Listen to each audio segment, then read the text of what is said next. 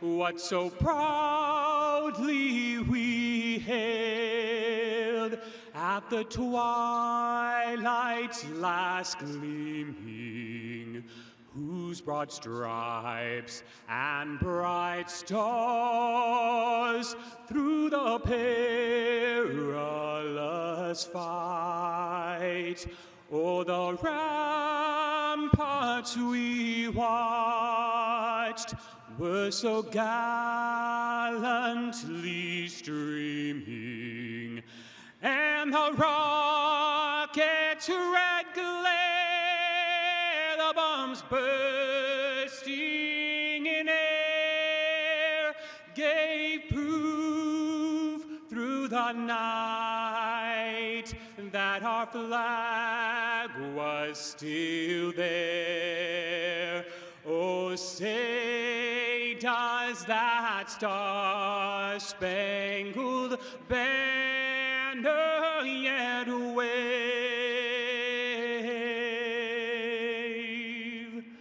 o'er the land of the free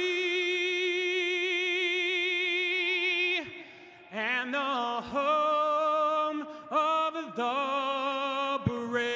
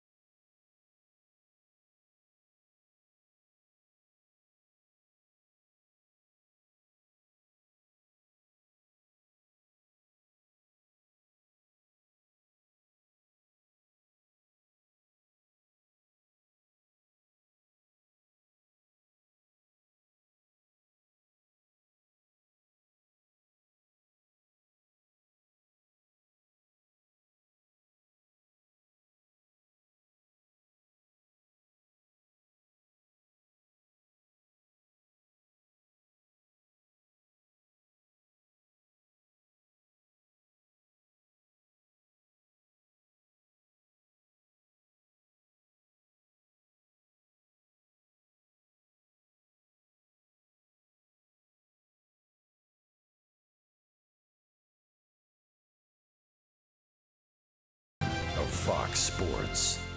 We are Baltimore. We are Ohio. The Indians did what the Indians do, score early, and it looked good for a while.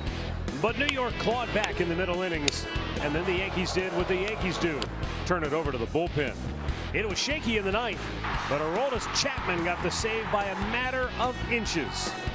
Now, first-time All-Star Corey Kluber tries to get the Trot back in the win column next on Sports Time Ohio.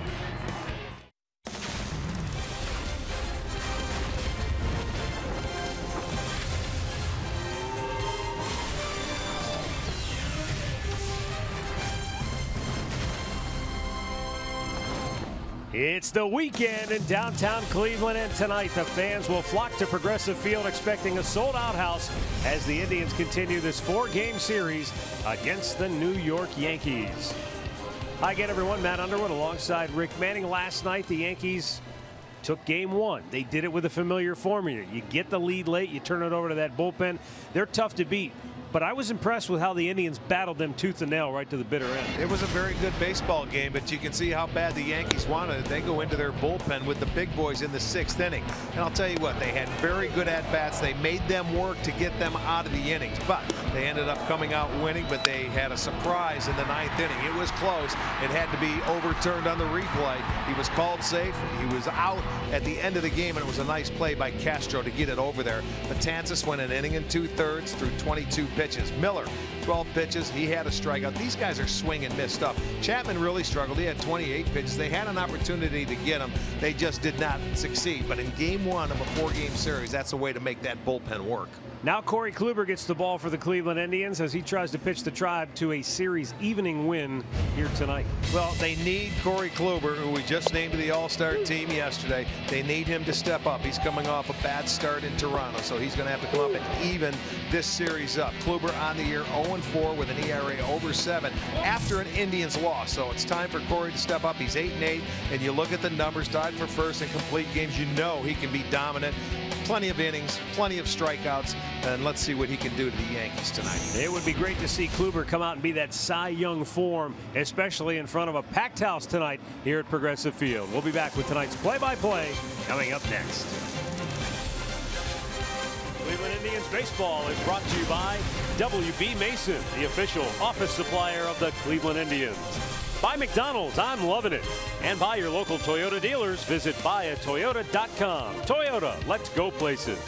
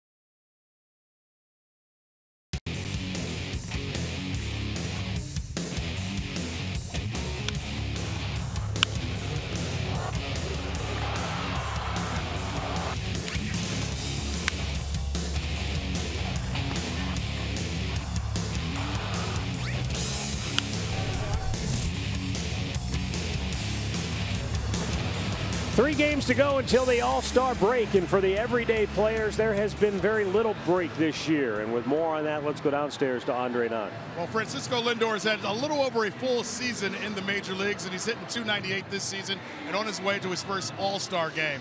But he admitted to me in Toronto this past weekend he was a little fatigued. For the first time, he was a little tired. He felt like his bat was a little tired. And if you remember, he had a day off that became a day that he had to play. So he's really tried to pace himself over the last couple of days. But his manager, Terry Francona, said, push through it. Get through this weekend and then get a break when you get to San Diego for the All-Star break. So just remember, he's 22 years old. He still can get tired at times. He's only human, man, mentally and physically. He's a human being. He'll be fine. And it's a hot one here this evening, 83 degrees at game time, but it feels much warmer than that with the humidity. The Yankees starting lineup under Joe Girardi looks like this. Brett Gardner will lead it off. Jacoby Ellsbury batting second. They flip-flop from a night ago. Carlos Beltran batting third. Then it's McCann, Teixeira, and Castro. Didi Gregorius, Chase Headley, and Rob Refsnyder. Northern Ohio Honda starting pitcher tonight for the Tribe, Corey Kluber. Kluber on the year. He is 8-8 and a .379 earned run average for Kluber. They're looking for something big tonight coming out after a start in Toronto where he struggled a little bit, his second shortest start of the year. In his career, 1-1 against the New York Yankees in 3 starts. Both Gardner and Ellsbury in limited action have good numbers against Corey Kluber. And it's up high, ball 1 as Gardner shortened a bunt. He's gone 2 for 6 against Kluber, while Ellsbury is 4 for 8. And it's funny that, you know, the same lineup as last night, except he flip-flopped Ellsbury and Gardner in the 1-2 spot. Fastball strike over the outside corner. Gardner had 2 hits last night. 9 over his last 26 at-bats.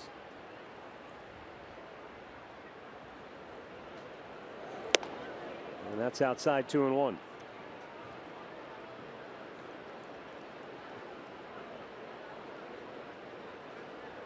Joe Girardi's ball club 4th place in the AL East, 7.5 games off the pace. They're a game under 500. Line drive, base hit to left by Gardner. Let's check the Tribe defense for you. Brought to you by Jeep. It looks like this. It'll be Ramirez in left. Naquin is in center. Chisenhall over in right. Uribe gets a start at third this evening. Lindor is at short. Kipnis at second. Napoli at first. Gomes catching. Tom Hallion, the crew chief, has the plate. Phil Cuzzi at first. Ramon De Jesus at second. Dan Bellino is at third base. Now Jacoby Ellsbury. He was 2 for 5 last night. Helped the Yankees with an RBI.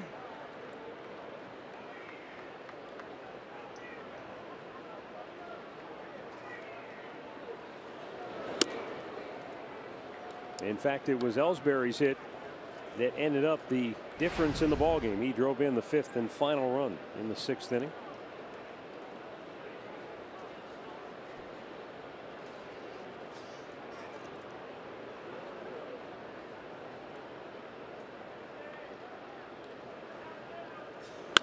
Ground ball towards second. Kipnis goes to second. They get the force there. Back to first. Not in time.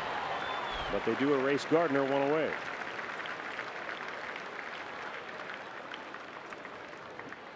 Yeah, just get the lead runner. You're not going to double up Ellsbury unless it's a one-hopper hit right at you. So he had to go a step or 2 to his left. You make sure you get the first one and you see Ellsbury beats it out. No problem. You get the lead runner. It brings up Carlos Beltran, who was 0 for 4 last night with a walk.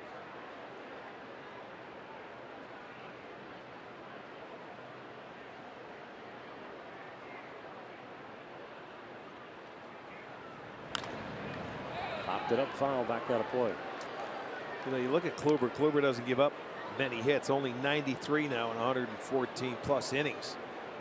But what a difference it makes when out of the full windup, he averages just a 183 batting average to hitters. When he gets out of the stretch, it goes up 100 points to 287.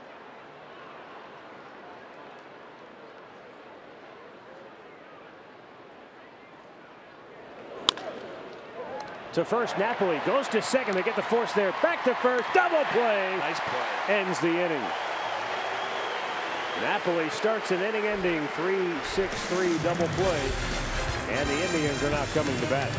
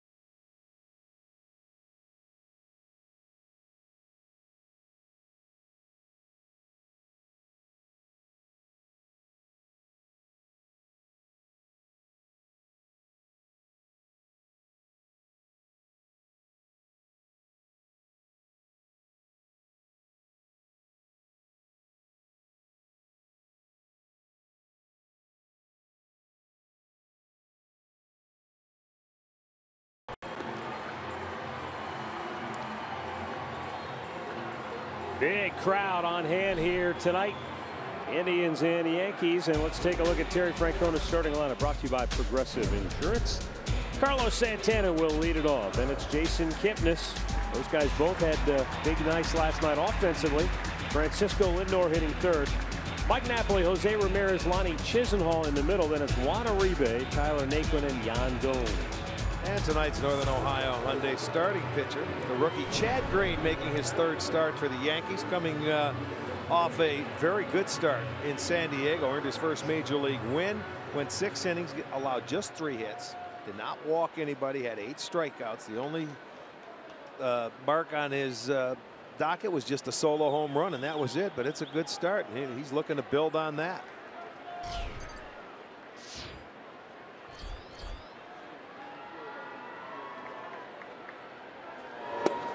Fastball missed outside. Ball 1 to Carlos Santana, who doubled and scored a run last night.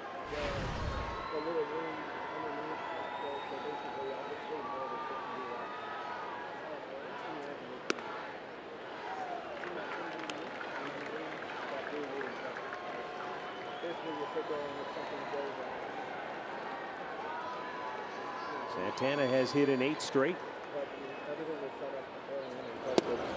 And that pitch down low, 3-0.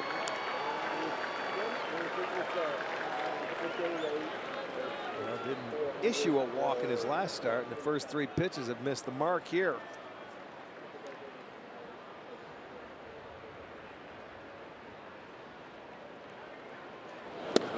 Taking all the weights, 3-1.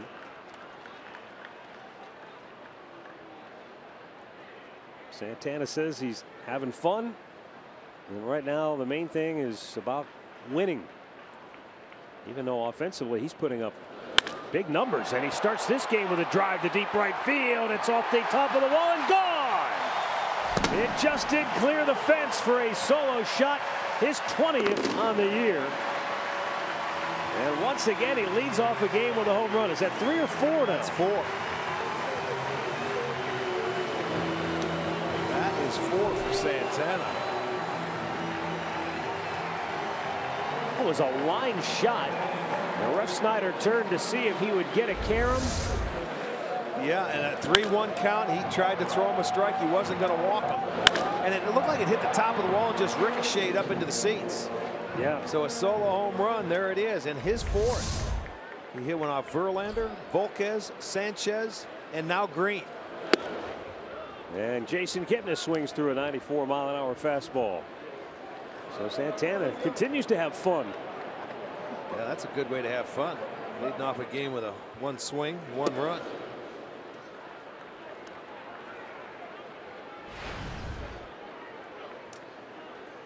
That's how the Indians got on the board early. 3rd inning yesterday. Naquin solo home run. Kipnis a solo home run to take a 2-0 lead.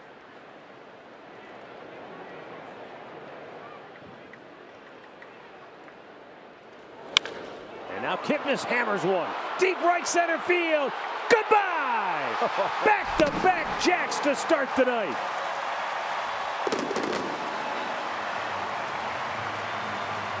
Boy, fans are loving this. They're not even getting through the gates yet to their seats.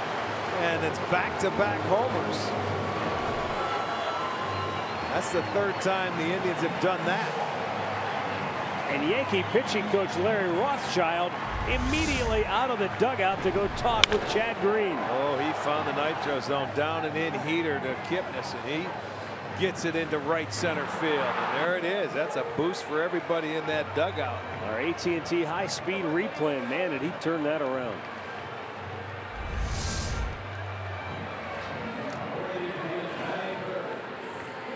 So Santana with a line shot, and Kipnis with a line drive was just a little bit more elevated than Santana's.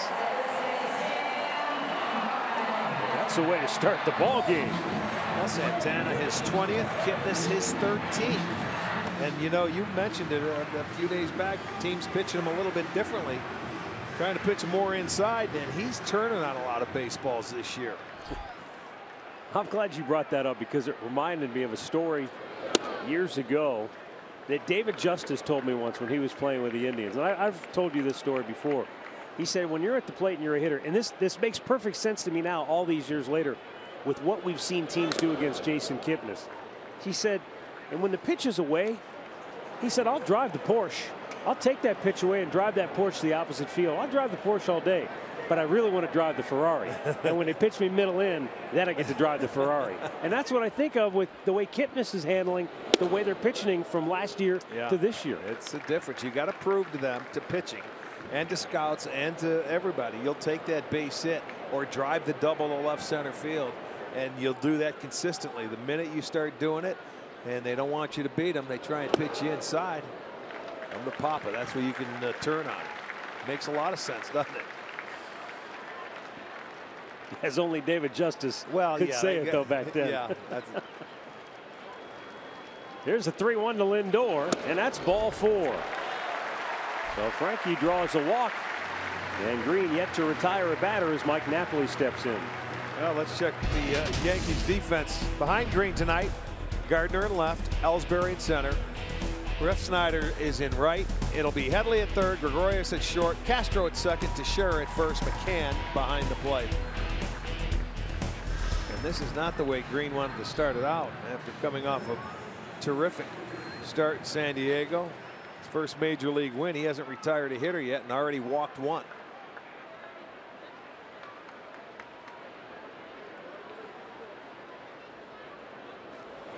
Yes, and Napoli with a big swing and a miss.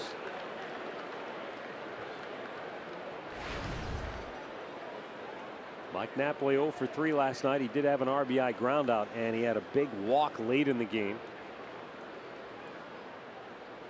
It almost brought the Indians back.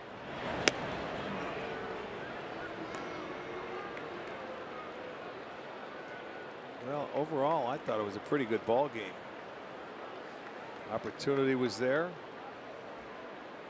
but I think they realize now how it can be a 6-inning ball game against the Yankees when you get to that bullpen.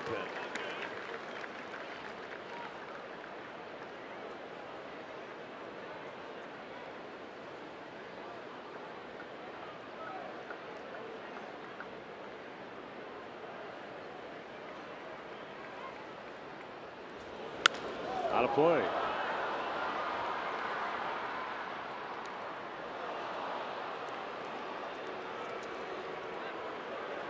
Mike Pacta says the last time the Indians had back-to-back homers to start a game was September 22nd, 2011. Jason Kipnis was involved. Can you name the other player?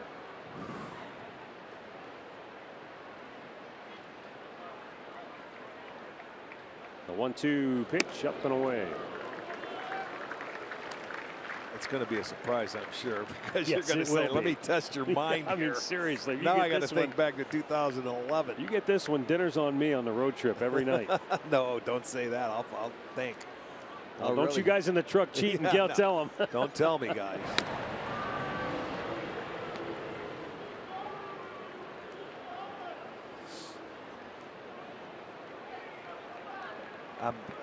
Time limit. I don't know. I can't think of it now. Kosuke Fukudome.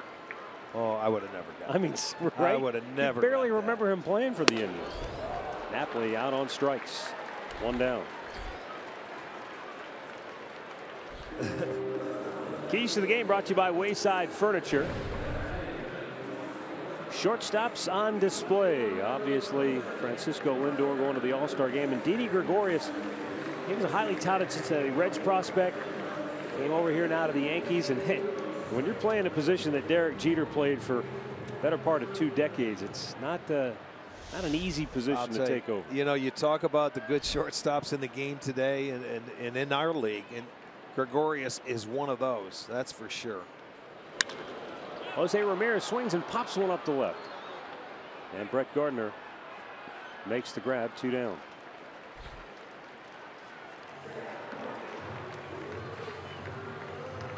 And that's going to bring up Lonnie Chisenhall.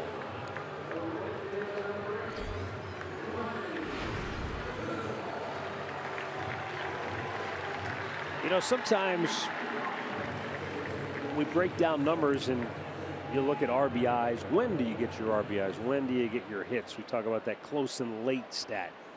You know, as a guy, a clutch performer, does he get big hits late in ball games? For Carlos Santana now, 8 of his 20 home runs have given the Indians the lead. Well, I know 4 times right off the bat that that helps. Will give you the lead.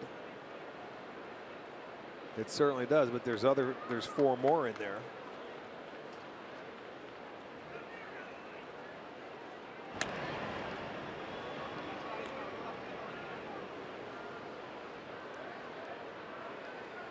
He's had a nice year. Look, 20 home runs already. He has 47 RBI, 16 doubles. And his batting average has been shooting up. You haven't seen him at 248 or that high in a long time. He's usually down around the 220 mark. Well, this year Santana hit 240 in April. He hit just 217 in May, 255 in June, and so far in July he came in batting 370.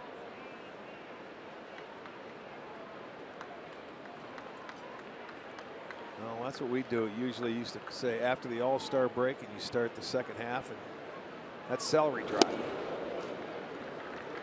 Well, and look.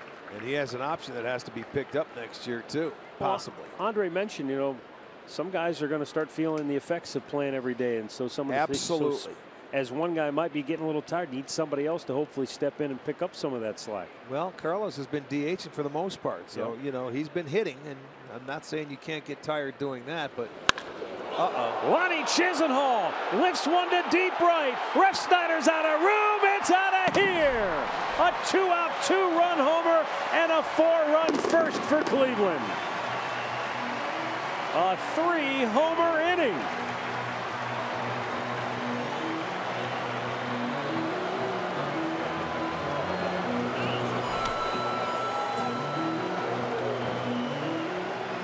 let's take a look at this pitch. It looked like a changeup to me on our Nissan pitch tracker, and it stays middle. And Lonnie just gets the barrel head of the bat out in front, and it flies. This one had a runner aboard. Lindor, who walked in front of him. So it's a 3-homer inning. It's a 4-run inning. And my, what a difference a start makes. Oh.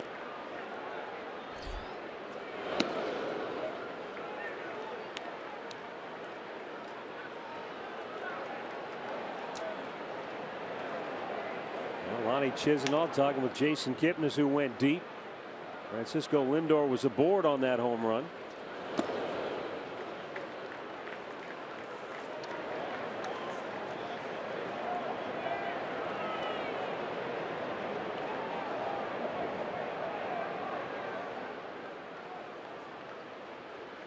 Joe Girardi wondering what just hit him. Broken bat, right field near the line, foul. Well, I think if you look at, first of all, he fell behind Santana, the first hitter of the game, and it was a 3-1 fastball right there. Kipnis got a ball down and in, right into his wheelhouse. He left a changeup right there for Chisenhall. He made some mistakes in the middle of the plate, and they hurt him. They hurt him early. You still have to hit him, no matter where you pitch it. But the Indians came out with a vengeance tonight. The 2-1 offering is popped back out of play.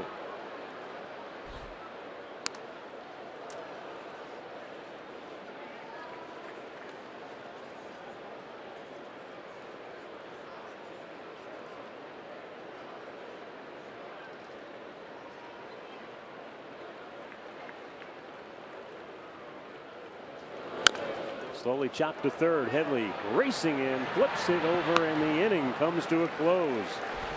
For the second time this year, the Indians go deep 3 times in 1 inning.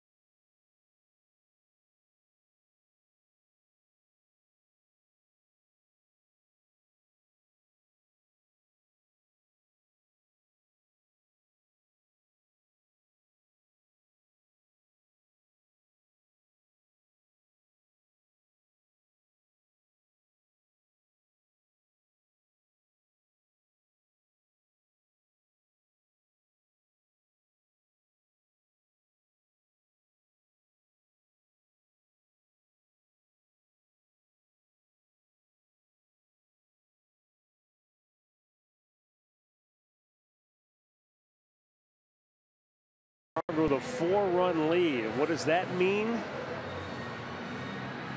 How about 38 straight wins? I love that. I love the stat, and I love the timing of it. But now there's still a long way to go. You got 8 innings.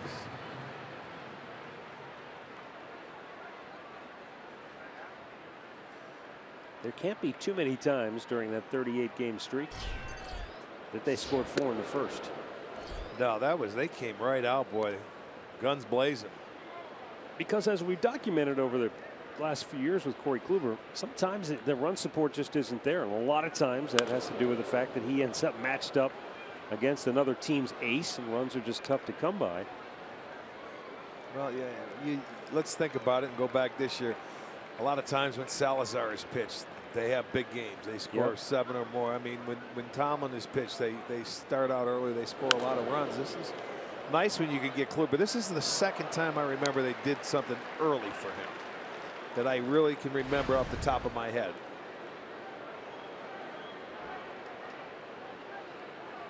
Brian McCann 1 for 5 last night. Got in on him, jammed him, but that's going to drop.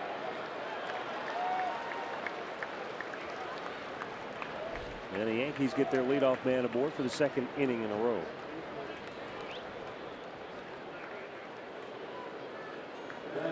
Well, good pitch right there. You jammed him. He just fought it off. The shift tries to pull everything. He's right on top of the dish. And I mean, he is smothering it. So they had a leadoff single in the first by Gardner, but he erased it with a double play eventually.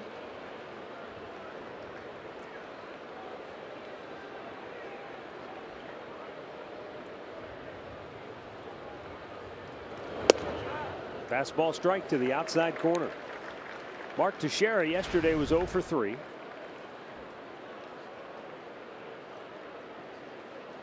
Overall 5 hits in his last 25 at bats.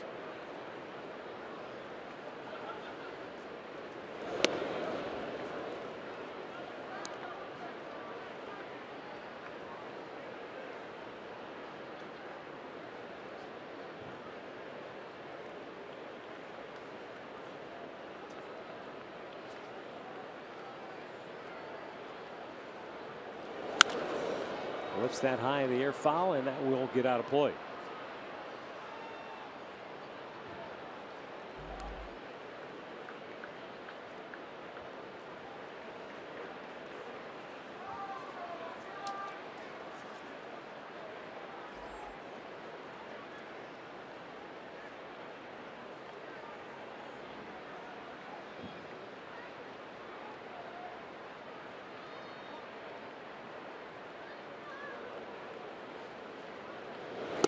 Swung on and missed. Kluber has his first strikeout.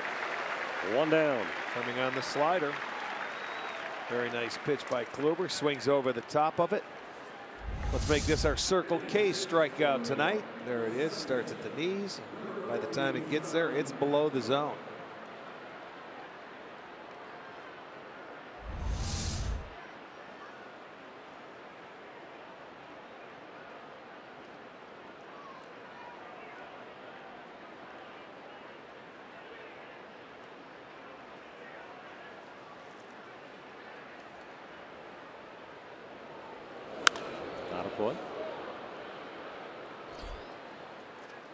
For the New York Yankees, after the All-Star break, they have 74 games left. 49 of those 74 will come within the division. Okay, wow. And they're just 10 and 17 in the division. That's where you have to make your work up right there. Strike call. Yeah, they've only got, Rick, after the All-Star break, 9 games against the West, 6 in the Central, and 3 of those will be against Cleveland. Right. And 6 against the NL West, 4 against the NL East. So they've got quite a few interleague games left as well. But it's going to be an uphill climb for New York, especially the way Baltimore has played. Now, Baltimore is just a game and a half back of where the Indians are. Yeah, well, don't overlook Toronto. Yeah, they have really They've won 6 caught straight fire since we left there. and they're tied with the number of wins they have, but they have 4 more losses. So Baltimore has some makeup work to do. Yeah. But Toronto's starting to play much better. And Boston's only 3 back. We went up there and we chased one in the dirt. Yeah, another strikeout from the right-hander. Back-to-back Ks for Kluber, 2 down. Yeah, we will see Baltimore on this upcoming road trip.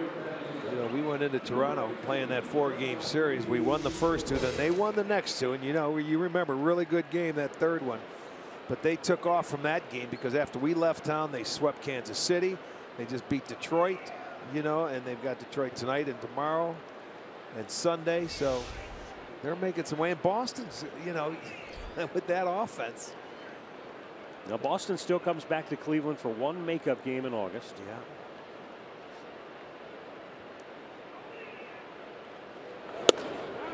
And there's a strike called. Yeah, we have to go to New York and Baltimore, the only 2 places left that we have to take care of business. And Baltimore will do it, on, as you said, on the next road trip.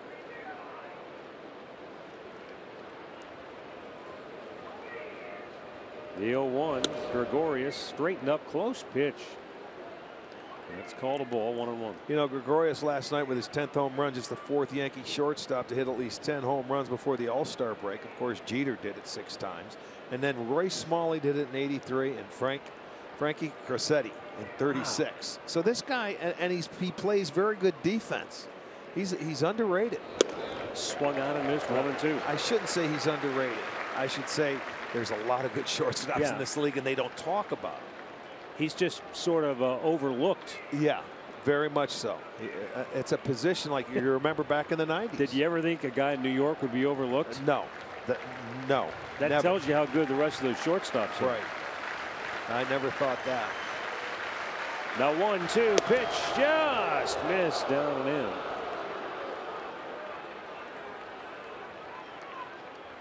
It's going to be just a little bit in off the plate. Boy, that's close. It's coming back too. Yeah, and he's hitting 290 or better.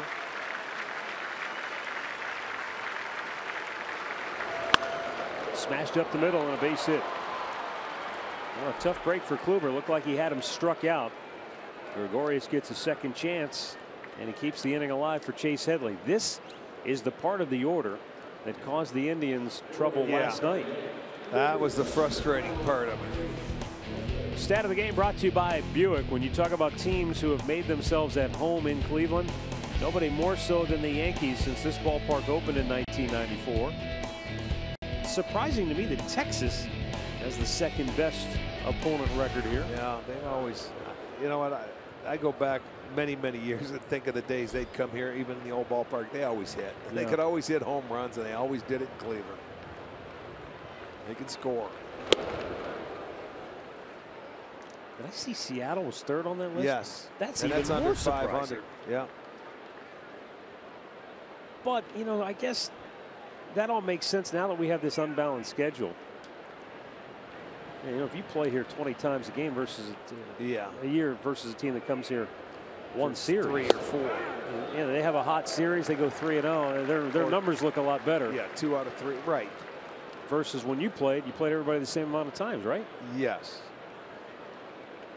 You went twice to the east, twice to the west. They came twice to your place, and yeah, I thought or was it 3 times? 3 times. I thought it was 3, but Seg said it wasn't. We started talking about that last trip on the bus. Now the 1-1 popped him up. Out goes Lindor. He calls for it and makes the catch to end the inning. No runs, 2 hits, 2 left. Middle of the 2nd, Cleveland 4, New York nothing.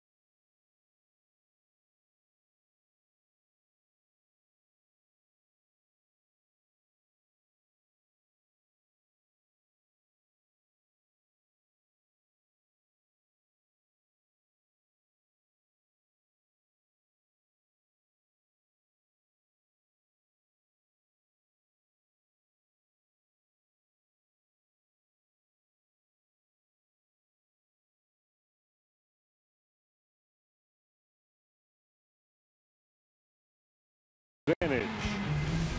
Tyler Naquin, since he got called back from the minor leagues, look at his home road splits. Huh? 517 he's batting here at Progressive Field with 6 homers in 11 games. Yeah, that's unbelievable. I think he likes to hit in this ballpark.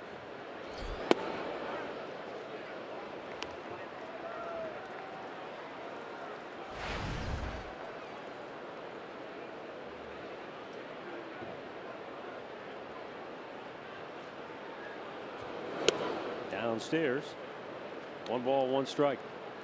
Chad Green rocked for 3 homers in the first inning. A couple of solo shots and a 2-run homer. Remember, in Detroit, the Indians hit 4 home runs in 1 inning. That was against Justin Verlander. 2 solo shots, 2 2-run homers.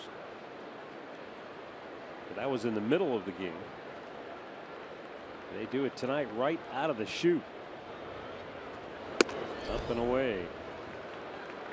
3 balls and a strike. This was the count Santana had. Sure was. Second straight inning. That leadoff hitter has a 3-0 count.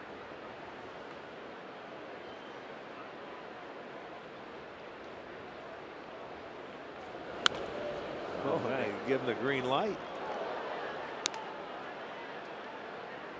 Count is full for Naquin. He went 2 for 4 with a home run last night.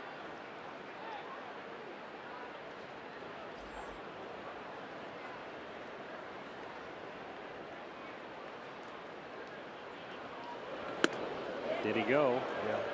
They ring him up. Geez, take it easy, Dan. He could have knocked out Mike Tyson with that punch. Second strikeout. You'll see on the side. Ooh, that was. I thought originally he might have went, but that was really close.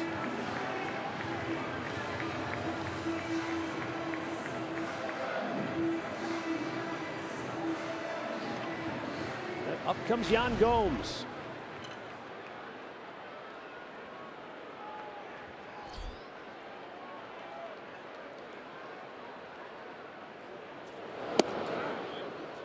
And a breaking ball in for strike 1.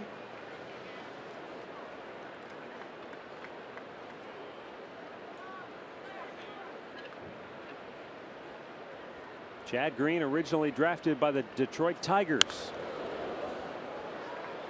3 years ago, they made him an 11th round pick out of Louisville. He was originally drafted by Toronto right out of high school in the 37th round, but he turned them down and went to Louisville on a scholarship for baseball. And then the Tigers traded him to the Yankees for Justin Wilson.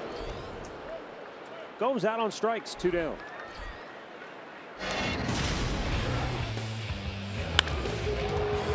Santana getting it started. 3-1 fastball out of here. Give him a 1-0 lead. He missed his target there on Kipnis. He hit it into the seats. Back-to-back home runs. First time since 2011. Chisenhall adds a 2-run home run. And it was a 4-run first inning and 3 home runs. And then the walk mixed in there. Santana pulls 1 foul.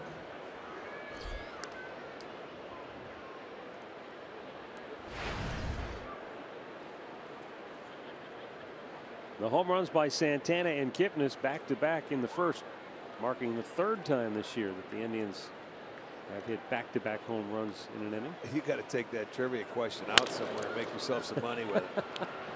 Here's a ground ball, and the inning is over. Tribe goes 1-2-3. They lead it 4-0.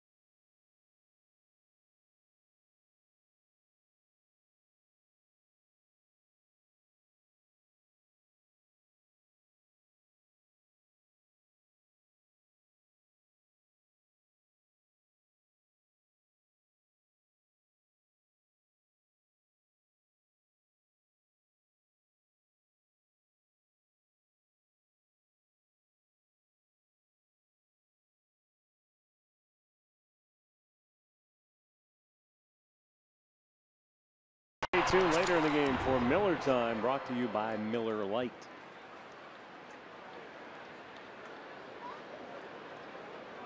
And it is a warm one here in downtown Cleveland. A warm one and sold out. Doesn't this look nice? Yeah, it sure does. Yes, it does. Second time on the homestand. Sold out house. And it sounds like tomorrow is very close to being sold out. Right. Big crowd expected for Sunday. Still some tickets remaining for Sunday if you want to come down and be part of the action before we go into the All-Star break. Ground ball to third. Uribe cuts it off. Sexton throws and he's got him one away. Andre. Absolutely a frustrating start the last time out for Corey Kluber. And we make the joke about Klubot and him being a robot with everything he does. And he says his biggest problem was he fought his own mechanics. He said he knew right away he just didn't have his mechanics, was overthrowing, didn't have the stride right, and that frustrated him. So all week long he's gotten to his sessions just working on getting back to his fundamentals. And he wanted to come out and have a good start because he knew how big that start was last Sunday, and it frustrated him all week that he didn't come through for his team. Well, there's no doubt. He's a guy who pitches under control in terms of his emotions. Situations. But it doesn't take somebody to look deep into his soul to tell he was burning in Toronto that he didn't pitch well, especially because he knew they were counting on him to go out and pitch well. And maybe that was part of the problem. Maybe he put too much on himself because he wanted to go out so badly and give the bullpen a break and do everything he could. Well, no doubt. I mean, these guys are with each other day in and day out. They know when it's time to step up and what they have to do and who's hurt, who's not. And well, I'll tell you one thing. The team didn't mess around. They came right back out and scored 4 for him in the first and said, here you go. Now go to work.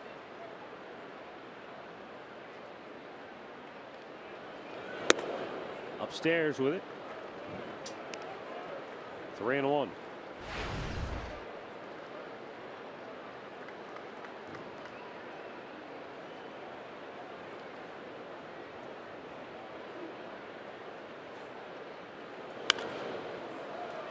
That'll run the count full.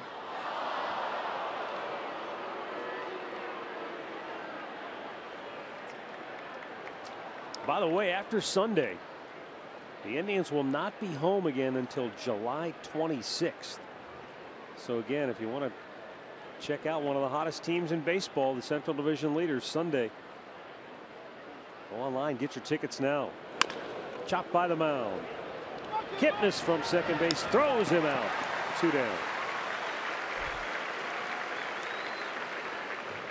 The injury report tonight is brought to you by the attorneys at Elk & Elk. Marco Estrada on the DL for Toronto. Isn't that something? We just saw him and yes, pitched well, but a back problem has landed him on the DL. And you know what? He said after the game, I can't keep going out and pitching like this. So, I mean, his velocity was down from what we saw. He was basically saying, look, my back is really a problem. And obviously, he convinced them to put him on the DL. I don't think I can recall a player coming out publicly like that. I'm not saying he was campaigning to go on the DL, but usually guys are very quiet and hush-hush about any potential injuries. If you're hurt, you gotta let someone know I'm hurt. Usually you do that behind closed doors or in the manager's, but he was telling the media, look, I can't keep doing this.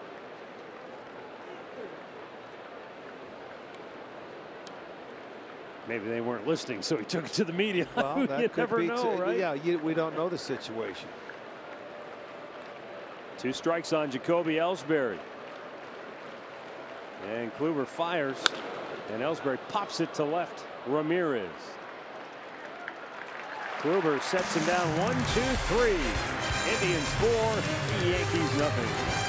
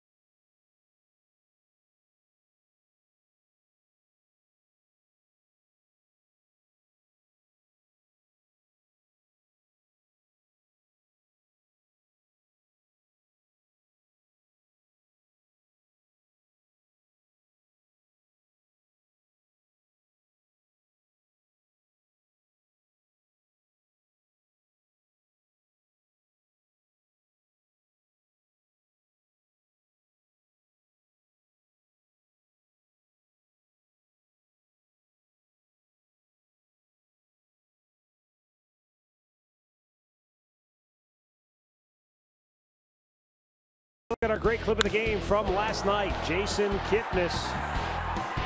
He homered for the Indians. He also doubled in the ball game.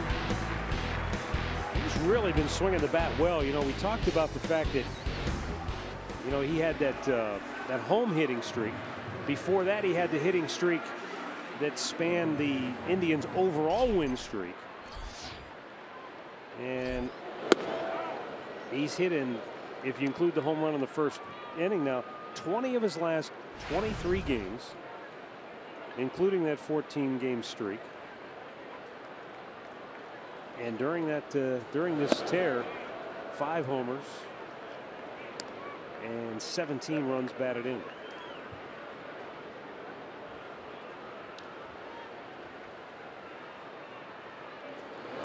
Kipnis pops it in the air, center field, and Ellsbury will make the catch, 1 down.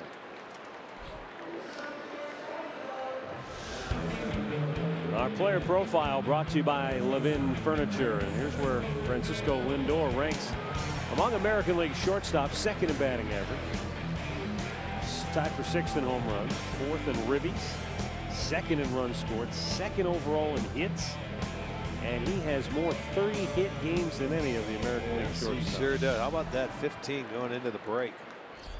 Well, and the thing that you have to realize, and Kipnis is in the same boat, along with Mike Napoli. Those guys are out there every single day, you know, so you have some down times. They go out there and play and not feeling 100%. Of course, Kipnis will not get any time off. He'll be heading to the All-Star game, but you can at least turn it down a little bit.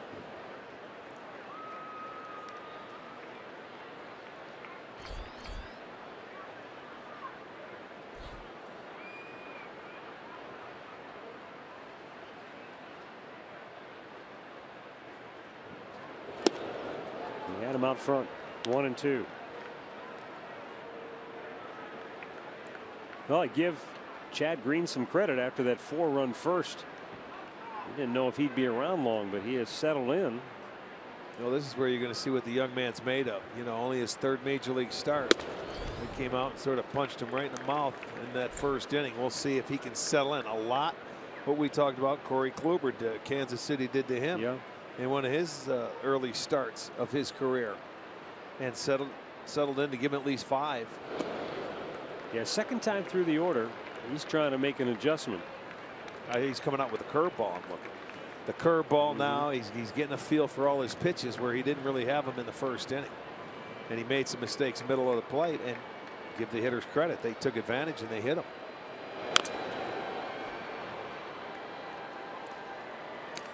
Send along a birthday wish, a big Indians fan, Donnie Alardo. Happy birthday to you, Donnie. Hoping for an Indians win tonight.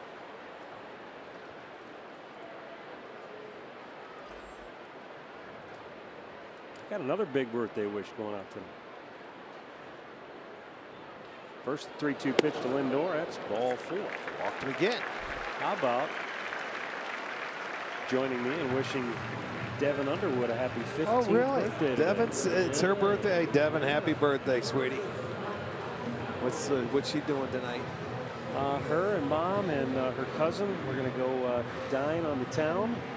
She took a couple of her girlfriends with her. She's going to enjoy it, so she's not going to hear this, and nor is she going to TiVo it or even see it later. No. Well, she'll have her friends. Somebody tell her. Maybe somebody listening will let her know. Happy birthday, Devin. 15. How's it feel, Pops? Wow. Napoli swats one deep left, but hooks it foul. And that one might have made it through the gates out onto the plaza. It sure did. Oh, no, that guy got it right before it got through the gates. Well done. Got the Miller Lite shirt on. Attaboy.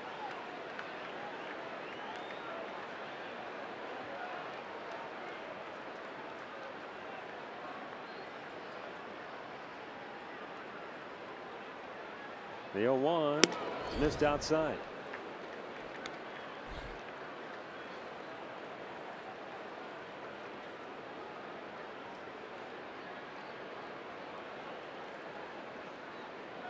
Lindor after the walk, held by Teixeira at first.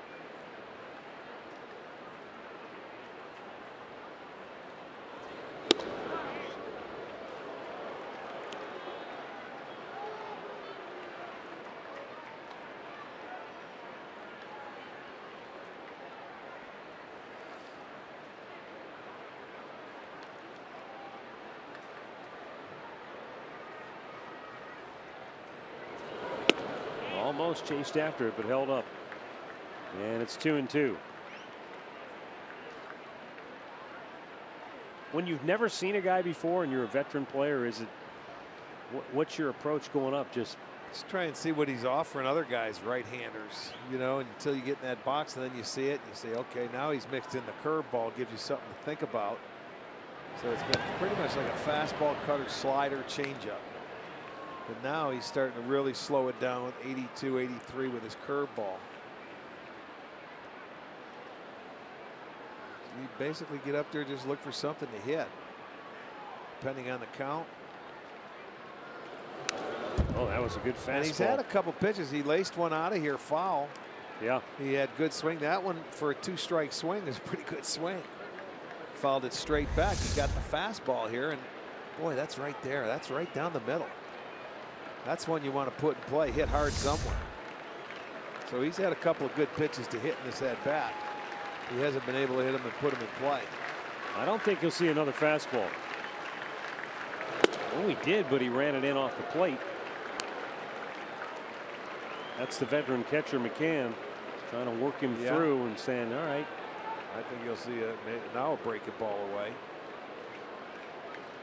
Cutter maybe. Something off the dish, trying to get him to pull. And he started to get on his hunches and lean to the outside.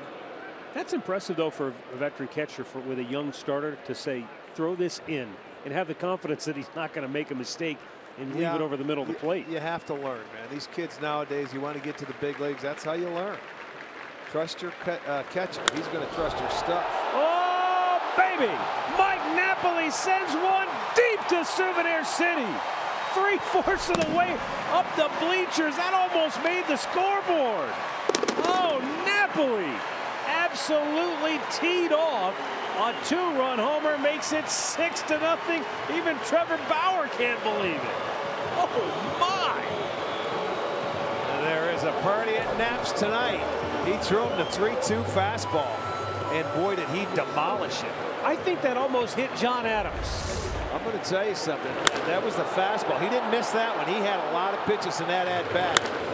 And boy, he finally caught up to one. And he Watch where this lands. John Adams has beaten the drum right under the 4 on the scoreboard. It hits just below him. And it did hit the scoreboard. I think that might have hit the drum. Wow. It's got this crowd buzzing here. Arch, it's been a long time. And deep, baby. It's a long time since we've seen a ball hit that far up the bleachers. That almost hit John Adams. And then it bounced up and hit the scoreboard right above his head. They're talking about it right now.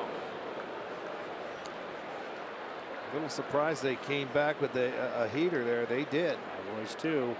I thought you called it with the breaking ball. They're going to call that one 462 feet. I'm going to call it a cab ride. And tell me what you have to pay. That's a long way out there. What was the old saying, a $5 cab ride? That wouldn't get you far these days. 13th home run at home. Yeah, he has wonderful numbers in this ballpark, and we showed you Naquin does too. You know, and they score a lot of runs here.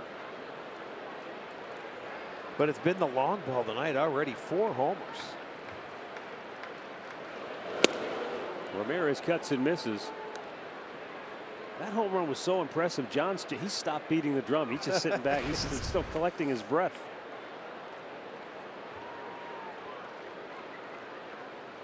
Now the payoff pitch. Not a fly, or is it? It should. Headley gives it a look. Yeah, it's going to stay in. And he's got it for out number 2. This is worth taking another look. Absolutely. You're going to see this a boatload of times. That's just a high fastball, a little above the belt. And I mean, that's picture perfect. And you're right. That's a couple of rows from the top. I think that's the second row from the top.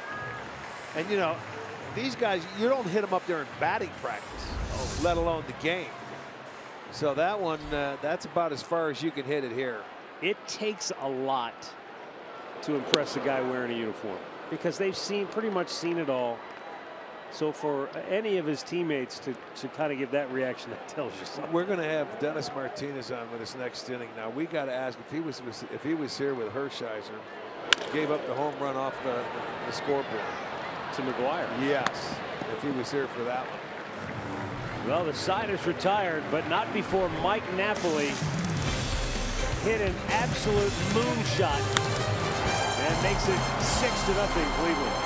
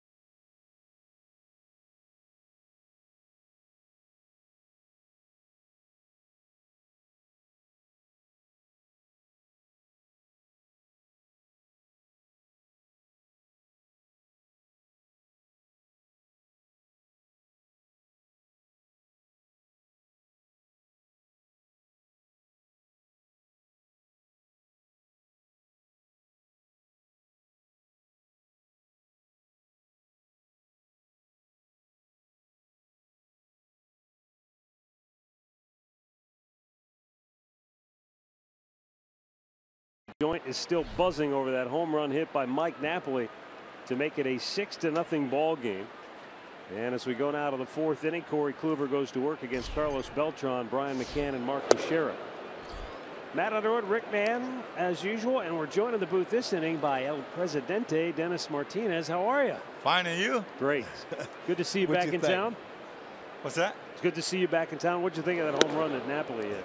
Well, I tell you, I mean, as soon as I heard the crack, I knew it was going, but I don't know how far it was going to go. I never seen anything like that the year that I play here, but that ball was crushed. And you saw some massive home runs by that 95 team. Oh, yeah, my neck is still hurt, especially when I was pitching, too. I give up a lot of long one, too, myself. Ramirez makes a fine play in left field for out number one. Well, we don't want to talk about hitting. We want to talk about pitching because that was obviously your specialty. And this Indians starting rotation is starting to come together right now. They're clicking on all cylinders, and it has a chance to be a very good starting rotation. From what you've seen, what do you like about these five? Well, what I like is the youth. I mean, they young, they growing, they, been together for a while. I think now they showing what they can do. And finally, I mean, the team is starting to score some run for them too. So that's a real good compliment. They go and mix, they go around pitching and good hitting. Also, you need to have a good defense. But it's nice to see some running and scoreboard as a pitcher. You love to see that. I mean, it's always great to pitch with the lead. It reminds me a lot of the teams that you pitched on in Baltimore. There was always starting pitching. And, Earl's favorite, give me a 3-run home run or a couple home runs and I'll beat you. I'll find a way to beat you. And you guys could run some starters out there night after night, couldn't you? Yes. I mean, that was the philosophy that Earl had, a good pitching, good defense, and give me the 3-run homer. So, I mean, we worked real good for that. And we was able to accomplish whatever we were able to accomplish because Earl, he was one of the best. He was just for sure to make sure that we had a good defense and good pitching and a 3-run homer. I know you're a busy guy, so you don't get a chance to watch every single game, but have you had a chance to watch any of these starting pitchers, any of them that you like in particular? Well, I tell you, I mean, it is great to see all those right-hander guys going one after another one, but it's always nice to have a lefty in one of them. Hopefully, I hope that they can find one lefty they can be in the mix. But hey, it is what it is. And, you know, the way they're doing it, I think they have outstanding stuff. They mix it out real well. I mean, they've been doing real good with, what's the name of the catcher? Gomes? Young Gomes. I mean, right. Young Gomes has been, you know, it's been unbelievable. I've been watching him the way he's catching the game and follow the hitters about the weaknesses. And, you know, I think Kluber is coming around. He's always been great. That guy has amazed me because he had an outstanding slider. I wish I had his slider. Yeah, well, you had a pretty good curveball yourself, my friend. Yes, but that slider. Yeah, that slider. That's something special. You know, does it surprise you that you see now, and I'm talking even in the bullpen, there's your slider you're talking about. There it is. You go in and you see these guys throwing 95, 96, more than when we play. Right. I mean, it seems like there's 4 or 5 on every team that's throwing 95 or above.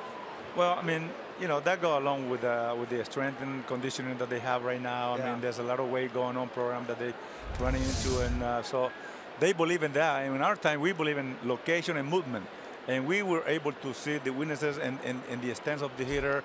You know, when they show the swing, what kind of swing they have, so we have to apply with that. Corey Kluber breezes through the 4th inning. We'll continue with Dennis Martinez here at Progressive Field. Indians 6, Yankees nothing.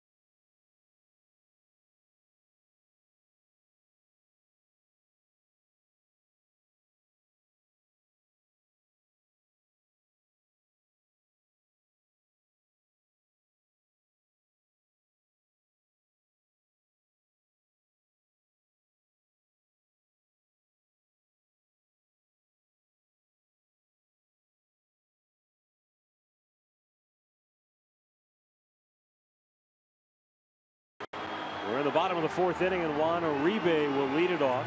He'll be followed by Tyler Naquin and Yan Gomes here in the inning. Matt Underwood, Rick Manning, Andre Nada's down below, and of course we're joined here in the booth this inning by Dennis Martinez, former Indians pitcher, in addition to Baltimore, and then you had the perfect game with Montreal. We had Hasse up here the other day, really? a couple of weeks ago. Wow, I missed him. Yeah. Great man. Yes, he was. A great man, yes. Yeah, he came in. He was here on a weekend as well. Uribe with a liner to left, and Gardner leaps up to grab it 1 down. That was a bullet. You were talking about when you pitched in your era, you relied on command and changing speeds. Is it fun to watch a guy who can go out and pitch that way as opposed to watching a guy, or do you like watching a guy who can just rear by and throw it by people? Well, it's always nice to see Chapman, you know, going to close the door. You know, you need to see a guy like that. But as long as he's not against you. Exactly. It's not fun when he's on the other side. But I really enjoy seeing guys, you know, when they move the ball around, put in the location, locate the ball well, and then make sure that the pitcher changes speed. That's basically what his pitching is all about. So, but you know, now you rarely see that. You know, and whoever does that, they succeed. Because I mean, that's, as a hitter, you know, Rick can tell you. I mean, every time I face him a lot. And every time you can tell when he was looking for the outside corner or when he was trying to cheat it and looking for in. So you can notice those little things. And as a pitcher, you need to be aware of that. Right now, I don't think the pitchers, they don't know what's going on. And they have all the footage and video that you can watch and things like that. And, you know, all the data information that you have. But do you know what you're looking for? I mean, there's a feel out there. You and your catcher have to be on the same page, I'm sure. That's one guy for the Indians that can paint. Josh Tomlin, 90, 92 fastball. He cuts it. Good curveball, changeup. He's done well. 9-2 this year. I watched him the other day, I think, as a matter of fact. I saw him, and I love it the way that I saw him pitching because he mixed it up. He had a good composure at the mound. You know, he's a gamer. He go right after the hitter. He throws right. You know, the main thing is that he trusts the defense. And that's where I see now with the pitcher that they don't rely on their defense. They just want to, you know, strike people out. They want to strike people out. And then they throw like about 120 pitches in 3 innings. Yes, that's true.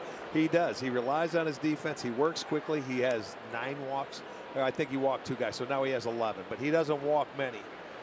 He makes you put the ball in play and trust your defense. And that's the one thing that's improved with this Indians team is their defense. That's pitching to contact. Right. 3 pitches or less. Don't be afraid. Right. Don't be afraid. Just because somebody hit a line right to the center field for 1 out, it's an out. Yeah. No matter what, it's an out. So that's when I realize that, and when I find out, and when I learn that, you know, we all as a young pitcher, we all go through that thing, you know. But when you realize that, you know, the less pitches that you throw, it doesn't matter how you get those out, as long as they're out, it doesn't matter. Right. They're out. So, and then you start getting more confidence about it, and that's when you become a better pitcher. We'd love to talk all night long, but you know, pitch to contact, 3 pitches or less, try and get outs. That's what keeps you in the ball games longer. And now, especially with pitch counts, when you get to 100 pitches, you're out. You're out of the ball game, regardless if you have stress levels or not. Right. That's a hard way to pitch. It is. Yan Gomes with 2 down and the bases empty. When you first walked into this ballpark just over 20 years ago, this was brand new. It was probably the crown jewel of ballparks that you had seen at that point in your career. What's it like coming back now, all these years later? It hasn't changed. I mean, you know, it's still beautiful. I enjoy it. That's what it really attracted me when I came here in '94. That I was able and lucky that made the opening on this ball field. Yeah, right. I threw the first pitch and concentrating myself. I got to throw a strike. I have to throw a strike my first pitch, and luckily that I did in the outside corner. So I mean, you know, this is one of the best ballparks that I ever see then, and it's still one of the good ones to me. Well, so, you've always been one of the best. Thanks for stopping by. Thank you very much. Good to see you. El Presidente, Dennis Martinez. Thanks, Rick. All right, Dennis. Nice to see you. We played 4. The Indians lead it 6-0.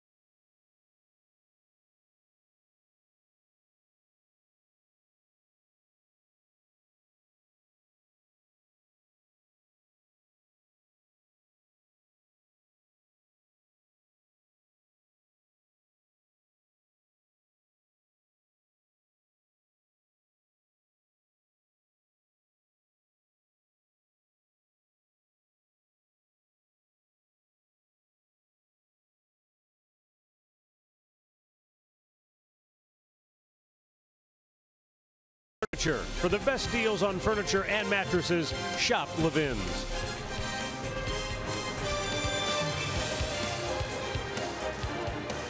Well, we go to the 5th inning, and the Indians cruising 6-0 over New York.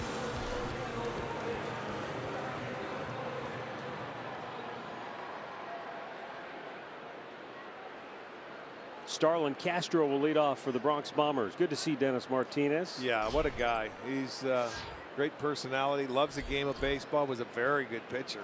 Was he not the very definition of a gamer?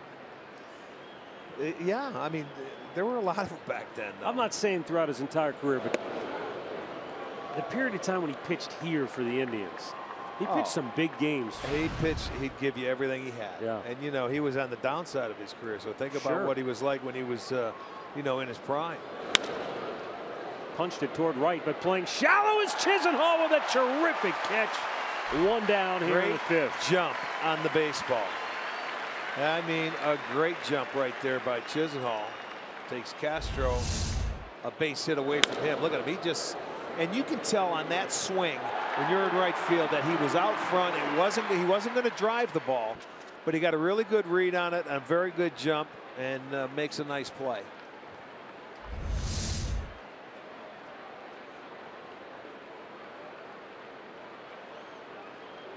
Yeah, Dennis was one of the first free agents they ended up signing to bring here.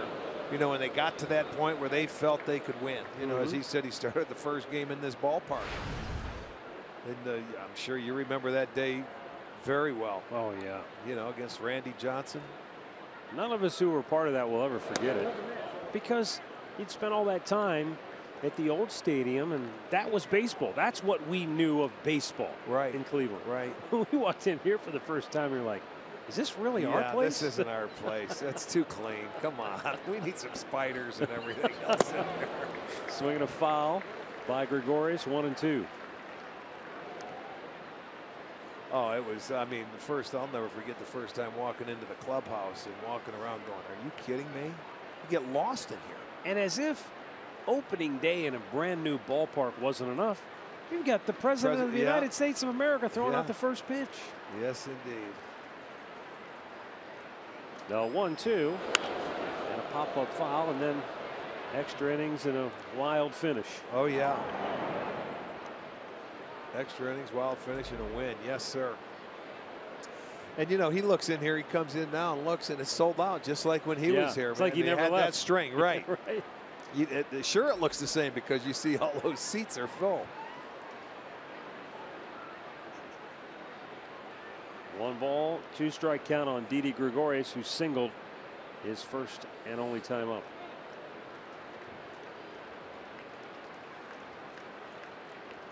Well, Kluber's doing what Martinez was talking about. Get outs, pitch to contact. 8 outs on 3 pitches or less. And that's a rocket shot. Hit, man. Down into the right field corner. And the second base he goes with a 1-out double. And he's 2 for 2.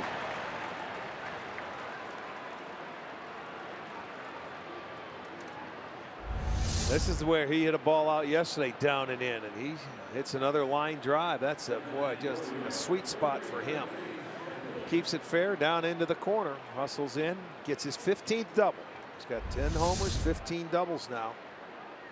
Hitting over 290. He's going to be approaching the 300 mark. So over 290 and 10 home runs. There's 4 other shortstops, all named to the All-Star team. Lindor, Nunez, Seager, and Diaz.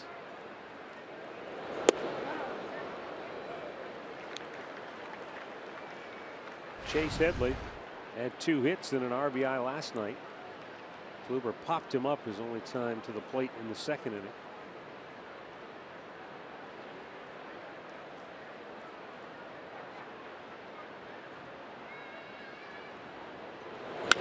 Out of play.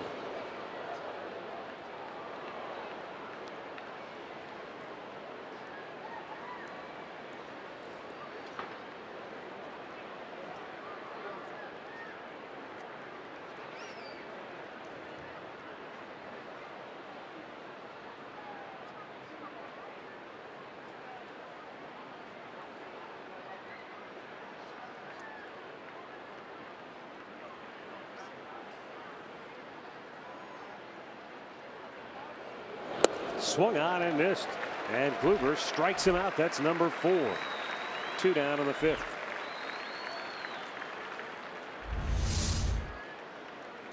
There you see the spin. Look at the break, and over the top again. And you look at Kluber in the 5th inning now. He has 2 outs, so 4 2/3, 60 pitches, and you can see the pitch count. Very tidy.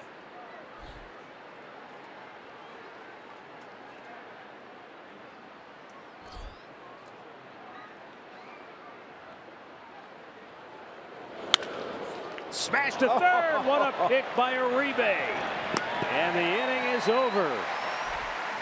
The efficiency of Corey Kluber has him on point tonight. And the Indians still lead it 6-0.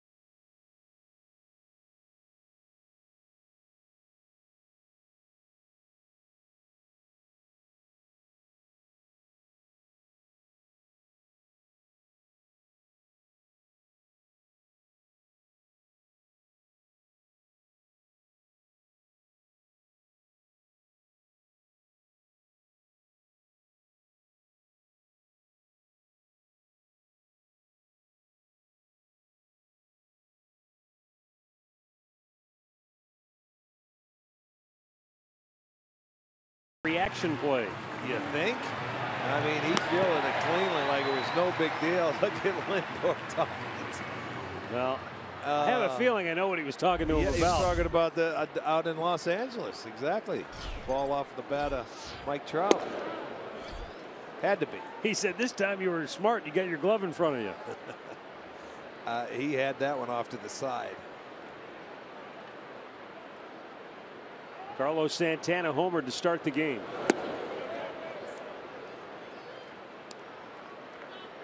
And he's quickly in the hole here, 0-2.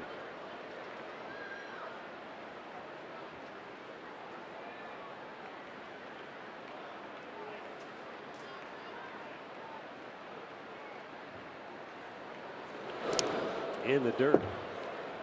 And it's a ball and 2 strikes.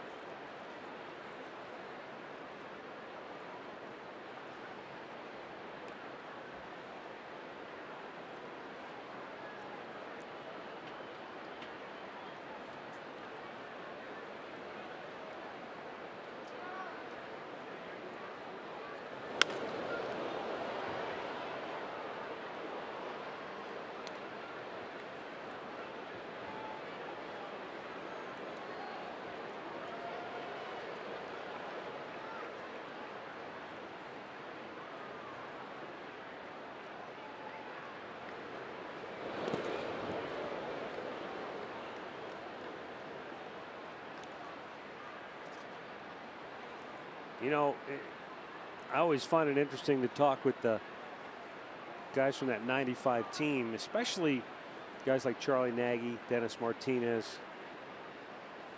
The pitchers, you mean? Paul Ossenmacher, yeah, because the pitching largely gets overlooked because of the incredible offense that team had. But people always forget that '95 pitching staff led the American League in earned run average. They led the league in shutouts. They had 10 shutouts that year. Yeah, you're right. It was overlooked. But what they didn't have, as Santana goes down on strikes, number one starter maybe. Well, it's actually pretty unique. They didn't have a 20-game winner, and there are only 4 teams in the history of the American League to win 100 games. and not have a 20-game winner. The Indians, the 1984 Detroit Tigers. Okay, with Jack Morris and those guys there. And then you've got to go all the way back to the 1941 New York Yankees, and before that, the 1915 Boston Red Sox. Wow. So you think about that staff that Tony Pena and Sandy Alomar caught. You know, they weren't just lobbing pitches up there for the opposing hitters to tee off on. They were a good staff. You got to think about it. There was some great offenses back then too. And again, they didn't have a 20-game winner, but Dennis won 16, Charlie won 16. You know, Mark Clark won a bunch of big games for that ball club that year. Kenny Hill came over later, yeah, and did a nice job, pitched in the postseason very well. And the bullpen, that was one of they had some power really arms. good power bullpens. Yes. Kipnis with a smash into right field, his second hit of the night. And that's just the 5th hit tonight for the Indians. You talk about making your hits count. Well, yeah, you got 4 bombs. They're going to count. Here's our in-game recap, brought to you by your local Toyota dealer. Santana started the game with a homer. Kipnis followed with one of his own. Later in the inning, a 2-run homer by Lonnie Chisenhall. The granddaddy of all. Wow, was it ever. It one-hopped the scoreboard. Mike says, everybody come on over. Party's at my house. Yeah, parties at either that or he's calling a cab to see how long it took him to get it in. Well, that's going to do it for Chad Green. He lasts 4 1/3 inning. Charged with all 6 runs, responsible for the runner aboard. And the Cleveland Clinic call to the bullpen has been made as the Yankees will go to the southpaw. We'll tell you all about them when we come back.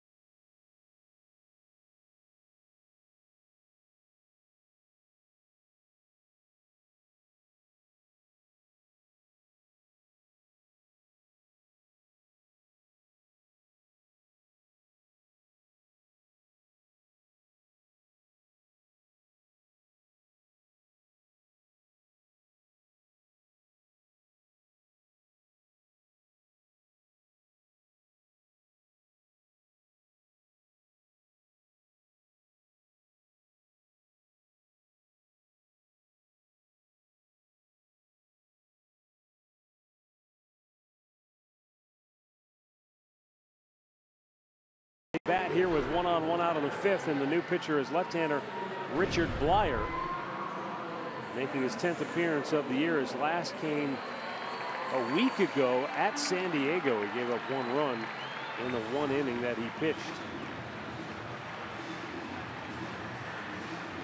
You know, we've seen this at times with the Indians bullpen, where guys maybe go a week or more without pitching.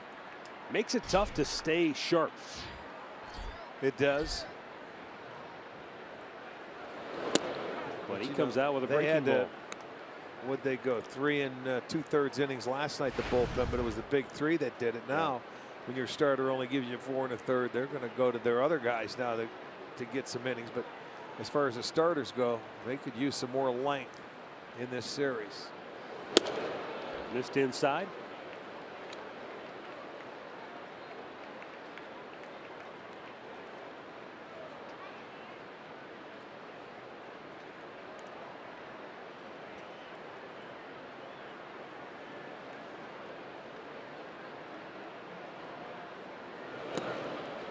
Blyer's career has been on the carousel wheel for the last few years. He was drafted in '08 by the Rangers. So they developed him for several years, and then in 2013 the Blue Jays picked him in the Rule 5 draft at the end of the winter meetings. The following year he became a free agent, signed with the Nationals. And then the year after that he was a free agent again, and he signed on with the Yankees.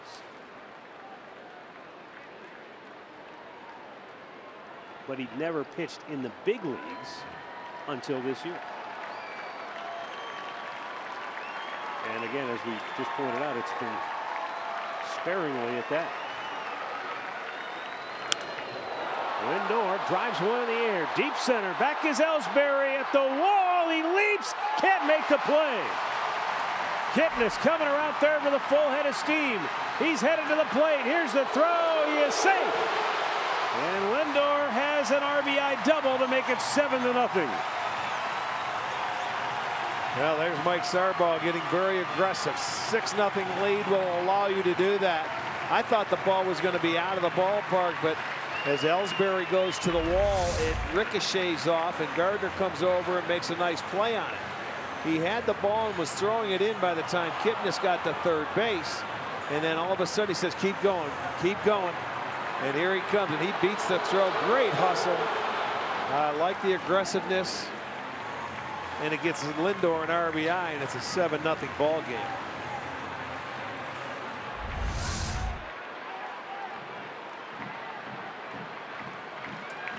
Now Mike Napoli, the last time he was up,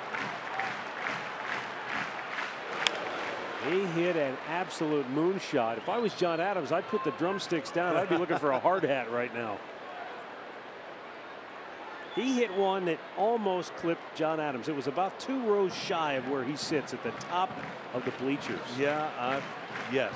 Yes, he did.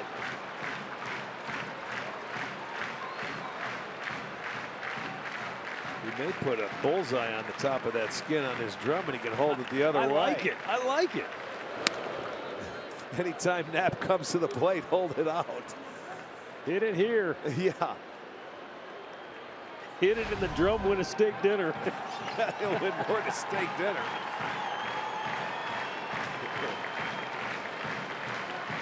Now a 1-1. You know, and in his last at bat, he hit one out earlier, foul in the at bat. You're thinking, you know, how many times? It's rare do you see a guy hit a home run foul ball and then in that same at bat connect and go deep in fair territory.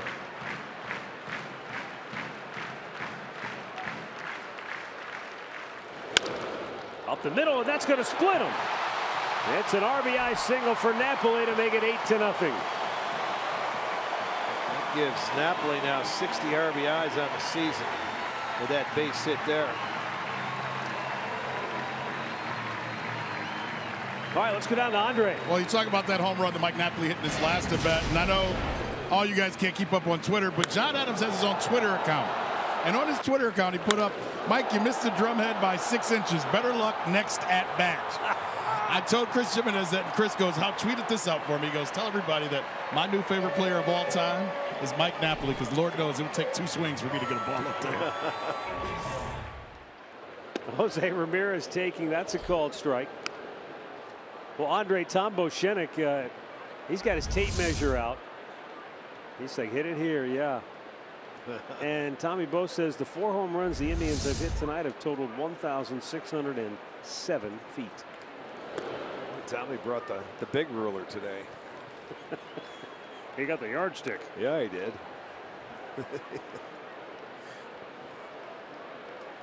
He had to call over and borrow Kruskins from the Yankee.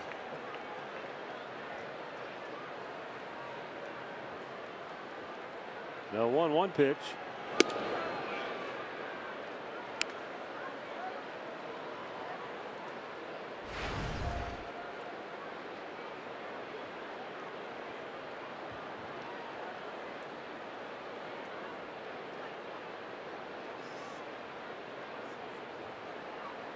There's a 1-2 down in the dirt.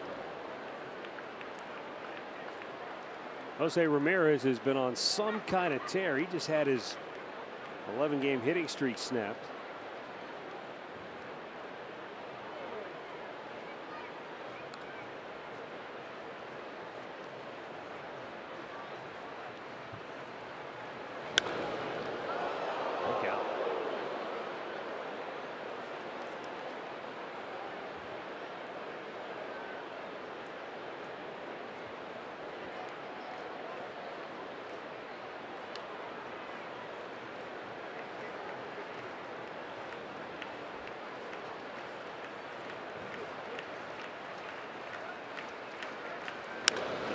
popped him up here. And Ellsbury, the center fielder, grabs it 2 down. So that previous at bat that Napoli had, you don't often see this, which is a home run foul. In other words, that ball would have been gone, but it's just foul. Usually, you don't come back and hit a home run. He got another pitch to hit. Yeah. Foul that one. There's back. 2 in the at bat. He got 3 in the at bat, and he finally got it. Well, don't worry about that, young man. If you give them up, give it up. They'll talk about it for a long time. They all count the same.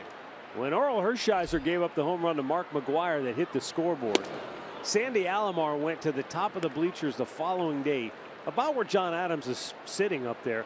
He stood up there and waved to Hershiser down on the field. Hey, Orel, this is where that ball landed yesterday.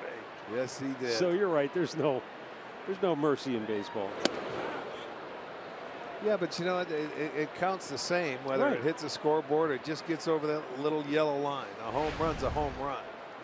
We just get wrapped up in all the distances like you do with the miles per hour and everything like that. It's just fun to see. So if you give them up, give up a bomb. They'll talk about it forever. Yeah, we as human beings, we love, we're infatuated with power. Yeah. You know, well, yeah. All cars are fast. I want to see the fastest car. Chicks dig the long ball, man. That's why the party's at Napoli. That's right. It is tonight. Now the 1-2. Checked his swing and it's foul. Now Lonnie clobbered a 2-run homer in the first inning. And that, look, the back-to-back homers were great, but Lonnie's home run, I mean, it just was like a shot to the gut to the Yankees. Yeah, he caught a nice changeup right there. He put a good swing on it. Made a couple nice plays in right field as well. Lonnie's starting to play some really good baseball. Got the barrel head of the bat out on that changeup. That made it 4-0 ball game. That capped off the first.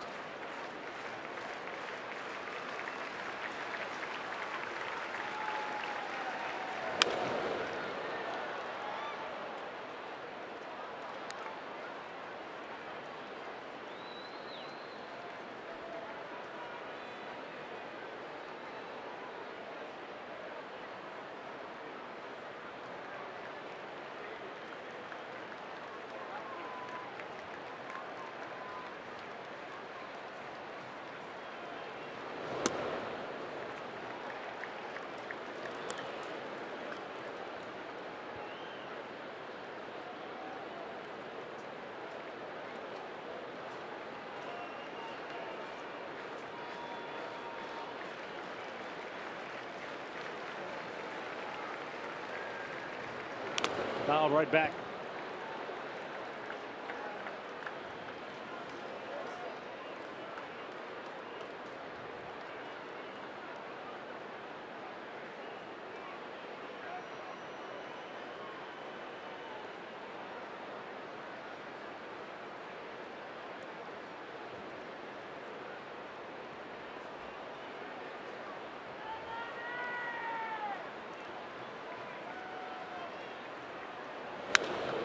Lonnie lifts it to left field.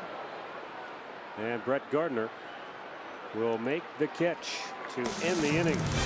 The Indians tack on 2 more. They don't quite hit John Adams' drum, but they are making a lot of noise tonight.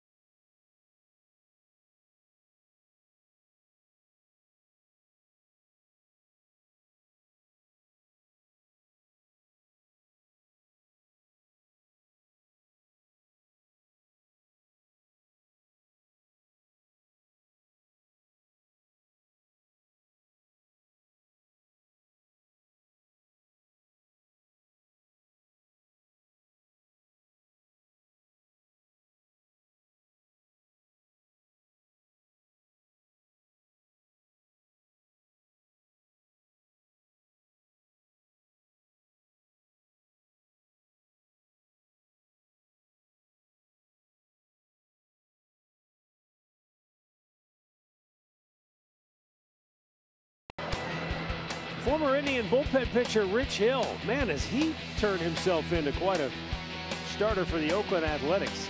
7-0 on the road this year with a 1.41 ERA. He had some injury problems earlier this season, but that's just his second start since coming off the DL yesterday. Had 10 punch-outs.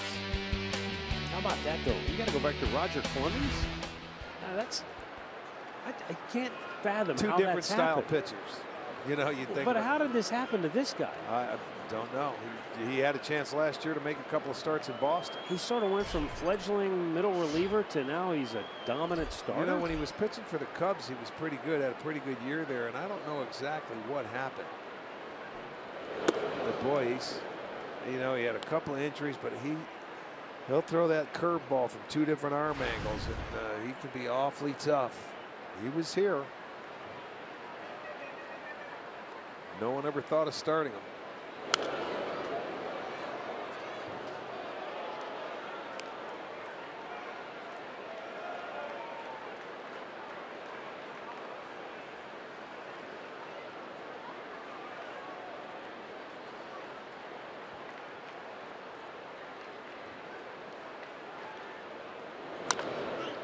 Pulls it foul.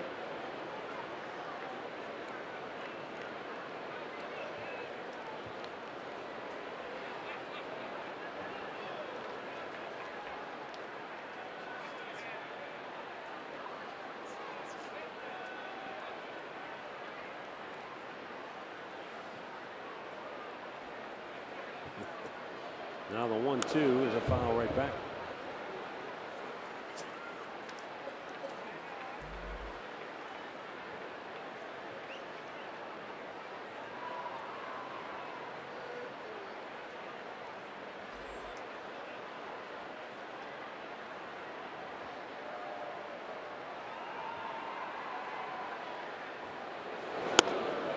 Missed upstairs, 2-2.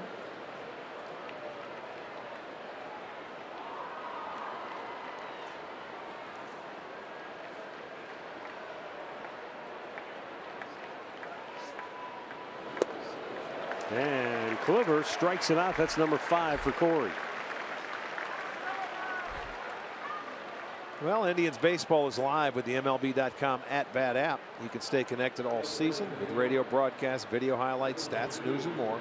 Download MLB.com @bat, the #1 app for live baseball on your smartphone and tablet.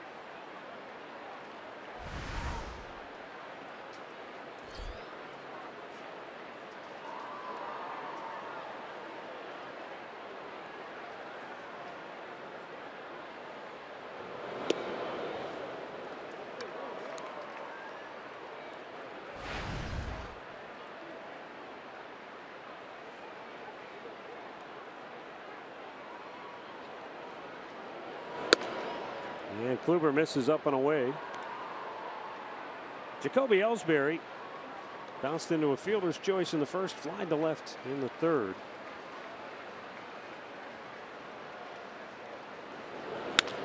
Hits a ball to deep left. Back goes Jose Ramirez. He's running out of room, and he makes the catch in the middle of the warning track for out number 2. Now, he made that play like a seasoned left fielder. That's a hard one to go back on, and he made it look pretty routine. Well, it's tough, as I said, for left-handers to drive the ball over a left fielder's head, and that one's going to come back. He hit it very well, and he made the right break on it. He took his eye off it to find out where the fence was and then turned around to make the play.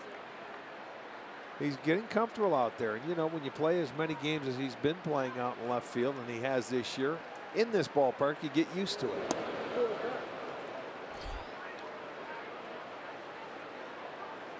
Carlos Beltran is 0 for 2. He bounced into an inning-ending double play his first time up, flied to left in the 4th.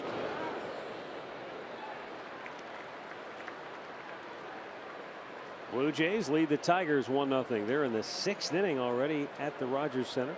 White Sox lead the Braves 4-3 in the 2nd.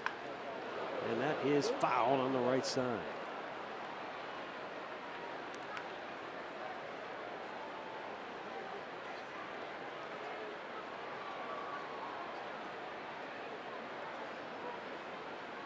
Kansas City, Seattle, they're scoreless in the 3rd at Kauffman Stadium.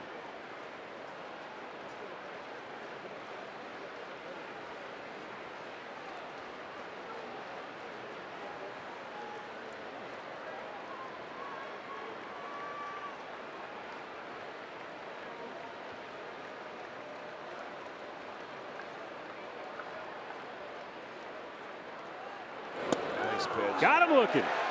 Kluber has struck out a half dozen. And the Yankees go 1-2-3. The Indians lead it 8-0.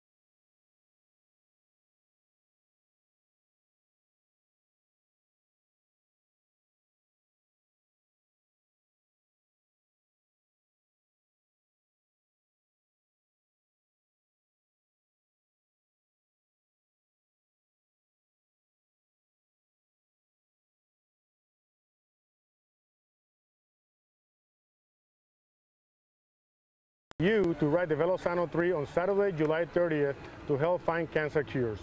Join the Indians team and you can ride with me on a 50-mile ride or just take the easy 12-mile ride.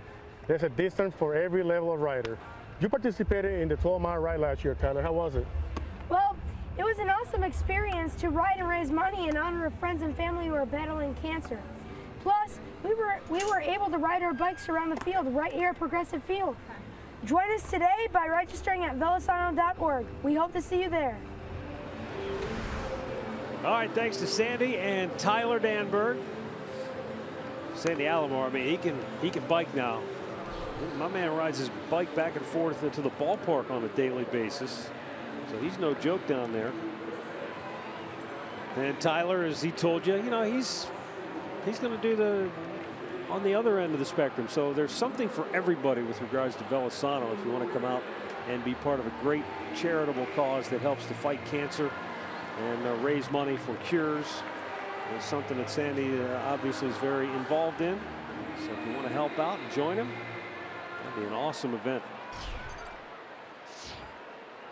The Yankees making a couple of defensive changes. You saw there as Juan Uribe leads off for the Tribe here in the 6th.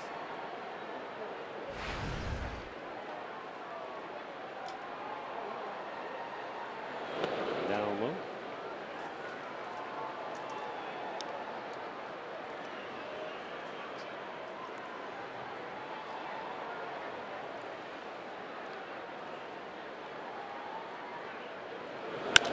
There's a smash. Deep right center. That's in the gap. One hops the wall. Uribe headed to second base, and he'll go in standing with a leadoff double. He smoked that ball. Going to right center field. Number 9 for Uribe as far as doubles go. Second double tonight. He takes it to right central. Look at that short stride. Quick bat through the zone. He had to hustle out of the box because he realized they were going to get it and get it in quickly. So 8 hits now for the Indians. They have 6 extra base hits out of their 8. Of course, the 4 home runs, the 2 doubles now.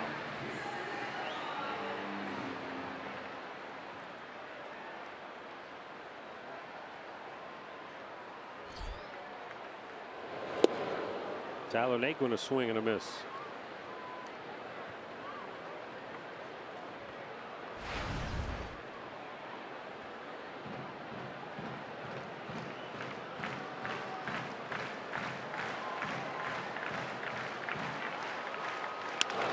Ground ball to second base.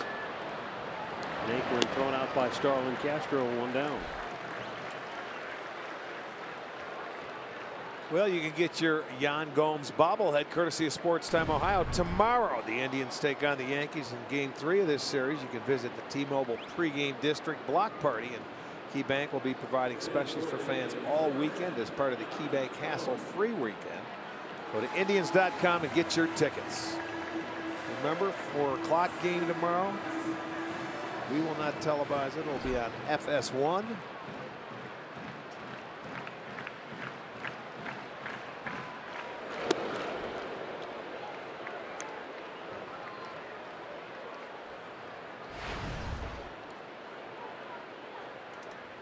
Yan Gomes waits the 1-0 pitch, and he goes inside out to first. They've got Uribe, and Uribe's going to come home and score. They get the out at first base. Vaughn kind of stopped halfway between third and home, and then once McCann just started going to the bag, he decided to come on home with the Indians' 9th run of the night. RBI for Gomes is 32nd. And there are 2 down in the inning. I don't know why you stop. It's a ground ball. Go. Keep going. He's in the middle of nowhere. That's the Uribe shuffle. Yeah, it might have been. Well, he got in. He scored. Get him the oxygen. Carlos Santana homered to start the ball game, and he hit that home run right after I just made mention of the fact that he told me before the game, just having fun, really enjoying it. And he said, hey, most important thing is the team winning. You know, everybody wants to talk about, hey, you're having a great year and you're putting up numbers. He said, hey, team win. That's number one in his mind. And with more on that, let's go down to Andre. Well, Terry Francona feels like he's having his best season because he's having fun, but he's also working on the little things, whether it's base running, whether it's going out taking extra ground balls. He feels like Carlos Santana maybe has finally matured, but he told me don't tell him that he feels that way. Well, you know, the one thing about Carlos is he shows up to play and he wants to play every day. You know, this has never been a guy who's in the trainer's room and belly aching about. He plays hurt. He plays through pain. I don't want to say he plays hurt. I don't want anybody to misconstrue. He plays through pain. He plays every day. You have to play. When you're an everyday player, you play through pain. And this guy, his name's in the lineup, and it has been for years, every day. I think it's the.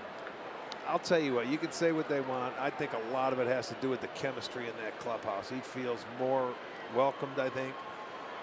In that clubhouse for whatever reason.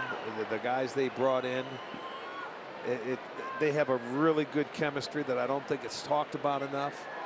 And it's a nice blend of veterans and some youth that come in here, and they've really gelled together nicely. And I'll tell you what, I still think they can get better and continue to do this. Did he go? Did they ask? I don't know. I guess he did. Home plate umpire Tom Hallion said he went around. Okay. No appeal necessary.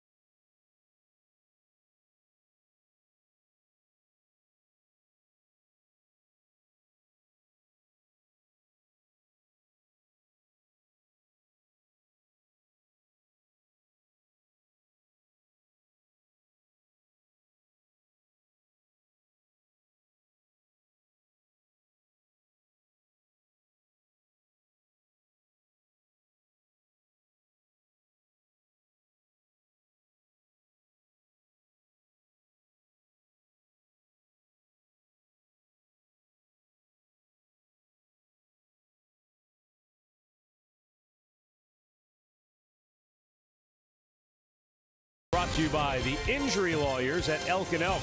Proud partner of the Cleveland Indians. Call 1-800-ELK-OHIO. By Ford, built Ford tough. And by KeyBank. Use the red key. Member FDIC.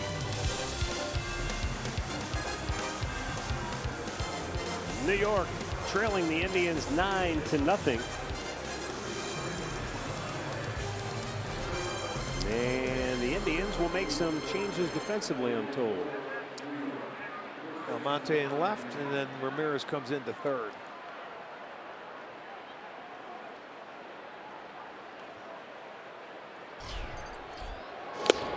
McCann a swing and a miss.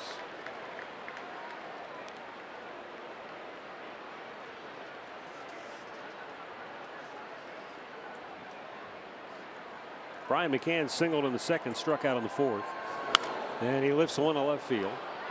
Long run for Almonte, looking up, and it is gone. Brian McCann spoils the shutout with his 14th home run of the year, an opposite field shot here in the 7th inning. Yeah, he usually gets on that dish, tries to pull everything, but he went onto the home run porch in left field.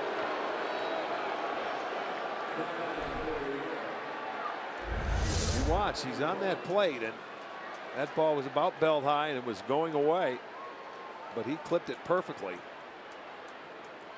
and gets it out of here, and the Yankees are on the board.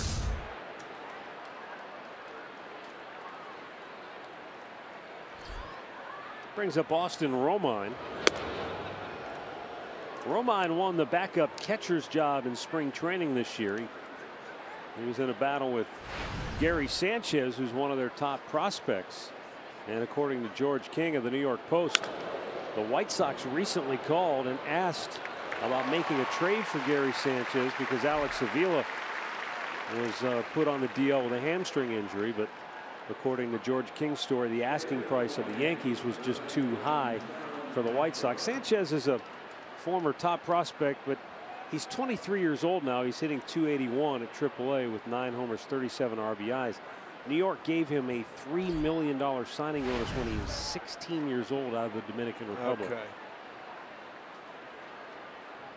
Well, you know, with catchers, they stay around a long time. And if you say he's only 23, that's pretty young. Yeah, and I think you look at it, you know, remember in recent years the Yankees had Francisco Cervelli. They let him go. Right, in Pittsburgh. They had that other guy, was it John Ryan Murphy? Yeah, they let him go, right. Deep to left, Almonte makes the catch.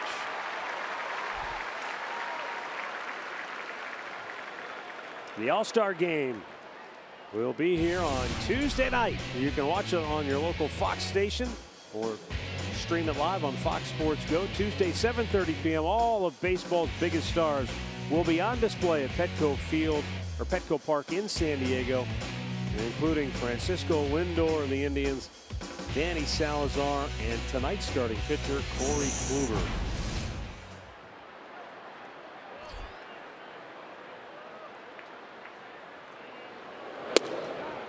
And a fastball strike to Didi Gregorius. Well, the Yankees have 5 hits. Gregorius has 2 of them. McCann has 2. And then if you remember, Gardner led the game off with a base hit to left. That's it.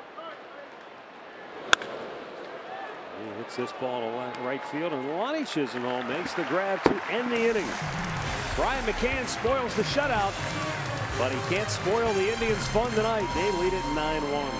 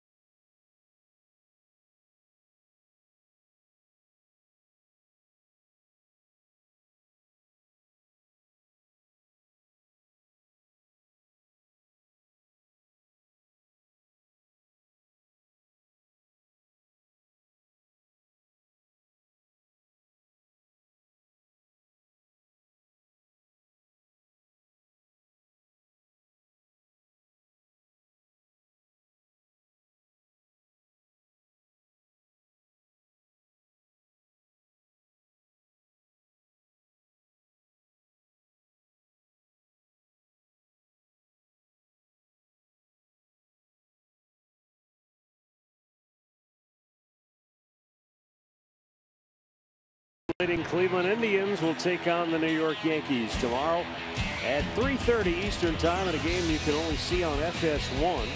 Then on Baseball Night in America, the Cubs battle the Pirates at 7 on your local Fox station, or you can watch it all live on Fox Sports Go.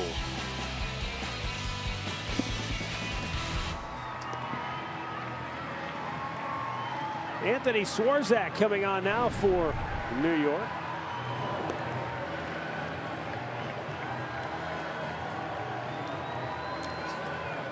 Look at this. Last. Torreyes is at third base for the Yankees. Hicks goes to left field.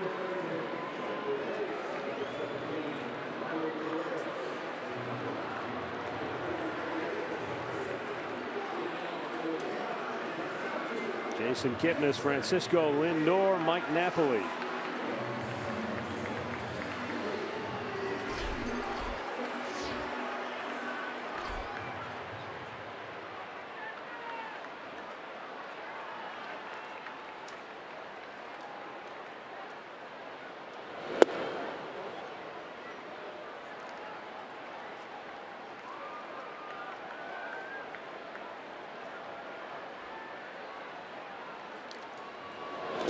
Bounced it in there.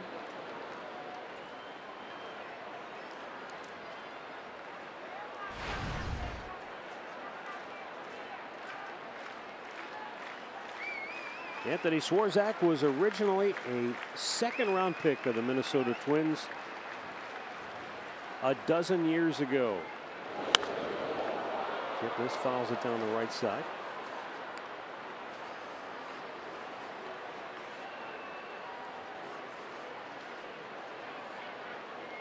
Spent time here with the Indians last year.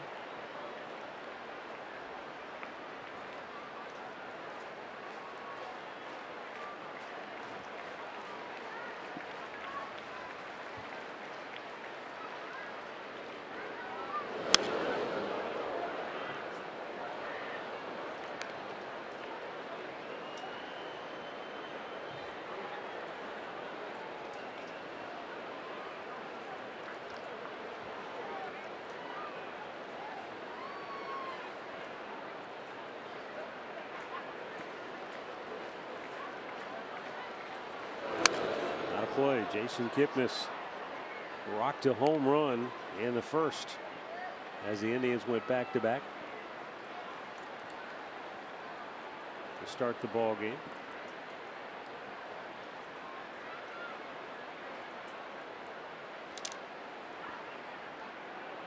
Singleton scored his last time up in the fifth.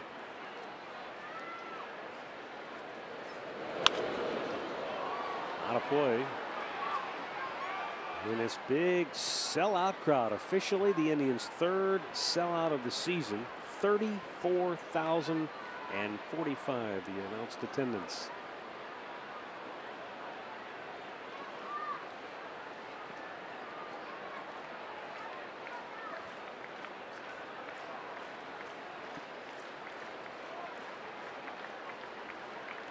Now the 1-2. There's another long drive. Deep right field. Ref Snyder's going to watch this one sail out of here.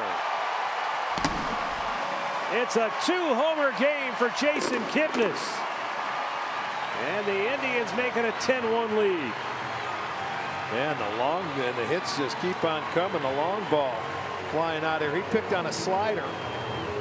Got the barrel head of the bat out in front. The fifth time that an Indian has had a multi-home run game. The first by Kipnis this year. Rajai Davis did it. Santana did it twice. And Lindor did it. So they are in double figures, and you can see they're having a lot of fun in that dugout. It's been a couple of years since Kip had a multi-homer game. Almost 2 years to the day.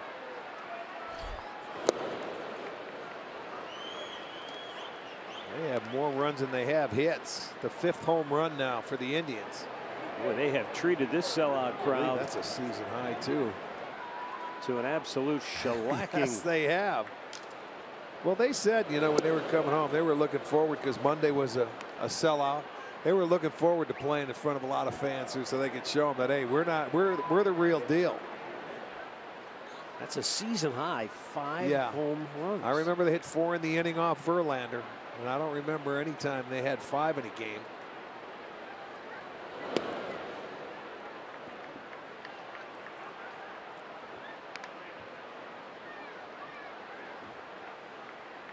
The home run Napoli hit is the one they'll be talking about for a while, though. Oh, my goodness.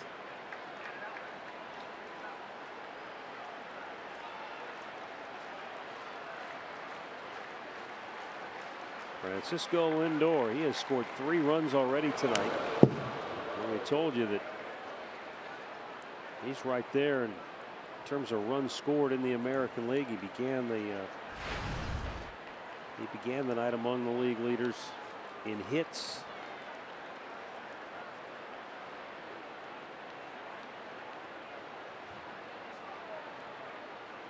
Those were his rankings among the shortstops.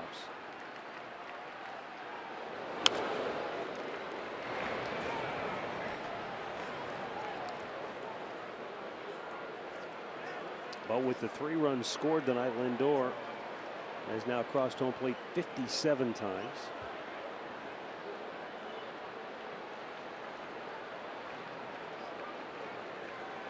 Indians have homered as a team in 20 of their last 23 games for a total of 41. Lindor is out looking. Of those 41 home runs, none more impressive than the one you're about to see here.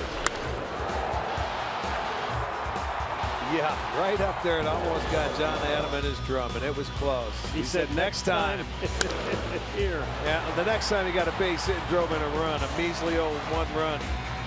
But it's been a good night offensively for the Tribe. 5 home runs, a couple of doubles. They've scored 10, 9 hits, and Kluber's been dealing. So it's been a very good night for the fans here. And the ball players.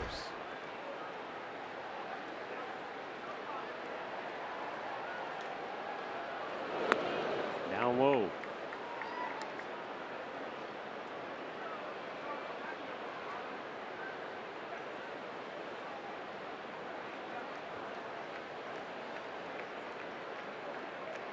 And the night's not over.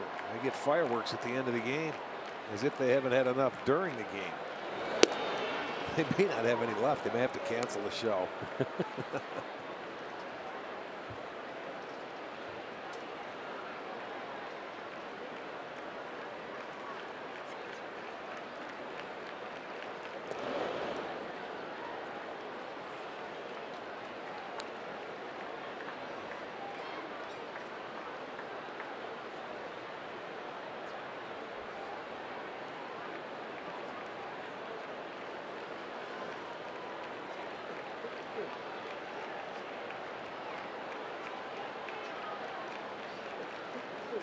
Now the 3-1 pitch on the way, and Napoli fouls that one right back. And Rick, that was a cut. Yeah, it was the same kind. Healthy cut. He's swinging like a lumberjack.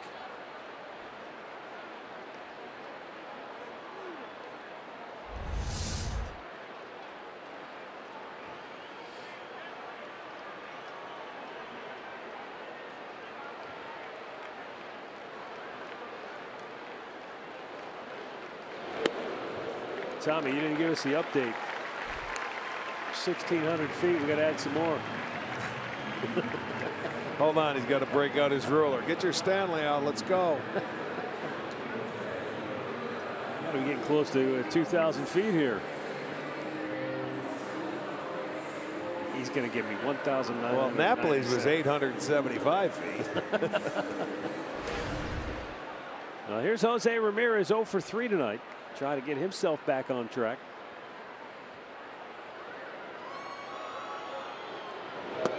He looks at the ball down low.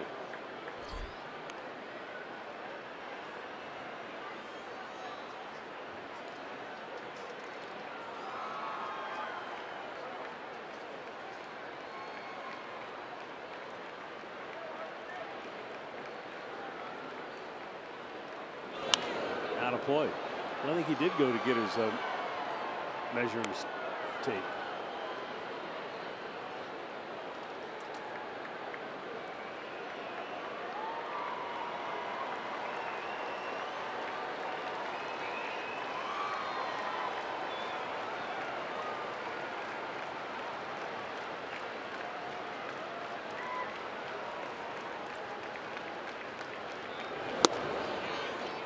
Check. Did he go? The appeal? He did not.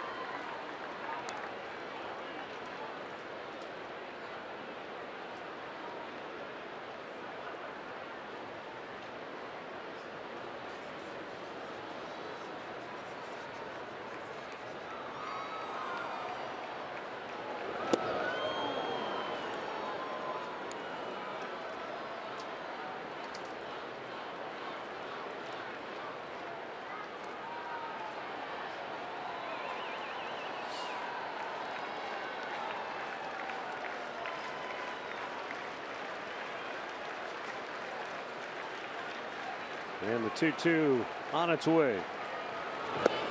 Struck him out. And there are 2 down. Well, bring the kids to the ballpark on Sunday for KeyBank Kids Fun Day. 5,000 fans, 12 and under, will receive a WB Mason toy truck. Plus, young fans also, you can run the bases after the ball game. Visit Indians.com for more details. And then we'll go into the break. All-Star break after the game Sunday. Yeah. And as you mentioned, we will not return to Cleveland in July 26th. Not unusual that the team would start on a road trip out of the All-Star break, but this year in particular, with the Republican National Convention coming to town, it's going to take over the ballpark arena. Right. This whole area is going to be kind of on lockdown. Nobody's allowed downtown unless you have a pass. Yeah, you better have a pass for that convention. Well, Eddie Tampa, the chief of police, tells us there's going to be, what, 3,300 police officers in Cleveland throughout the course of the convention. So they will have their hands full, I'm sure, and a lot of work to go. And we will be looking at it from afar.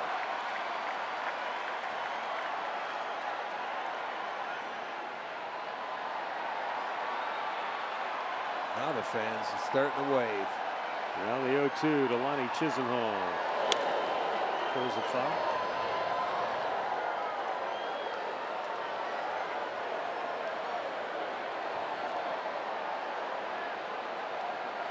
Well, this city's been, the last couple of years, getting ready for the Republican National Convention, and it's finally coming to a head.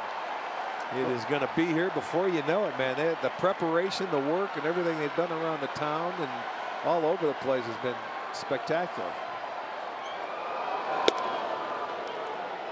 Well, the city has been really in a very good light nationally, with the Cavaliers winning the World Championship, the public outpouring of support, the parade, all of the nothing bad happened. Everything was good. Everything was positive. So hopefully that continues. Yeah, it was a nice trial run for them. You know, it really was.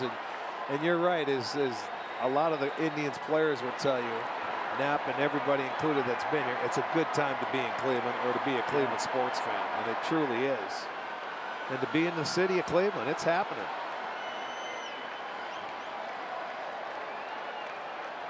Unfortunately, we've been out of town most of the time for it. The 2-2 on its way to line. He lifts one in the air, a shallow left. Gregorius makes the catch. Stretch time in Cleveland is over. The Indians' Fantastic Four has combined for 5 home runs, and the Indians are rolling tonight.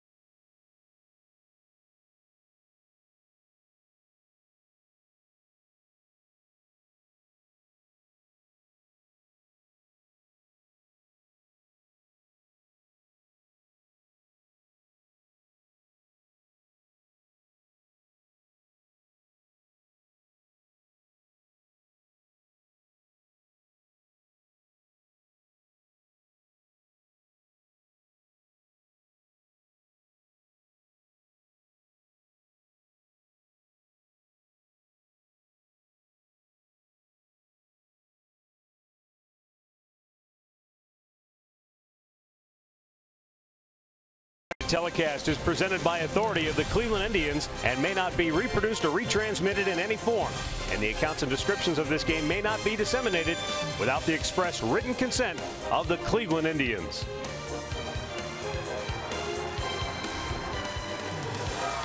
Yeah, the folks are absolutely on fire here tonight. They're having a blast. And the Indians have provided lots of reason to cheer with 5 home runs.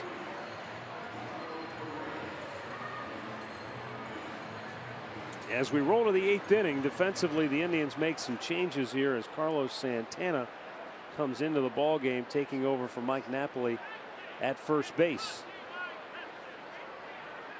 So essentially what that means is that the Indians will lose their DH, but they've only have one more turn at bat, so that's not a big deal. Chase Headley will bat for New York. He's 0 for 2. I beg your pardon. Ronald Torres getting his first at bat tonight. Rick, did he come in defense? Or yeah, he came in defensively when he came to third base, or excuse me, when he came to. Missed that one. Yeah, he came in at third base. Torres getting his first at bat in the series.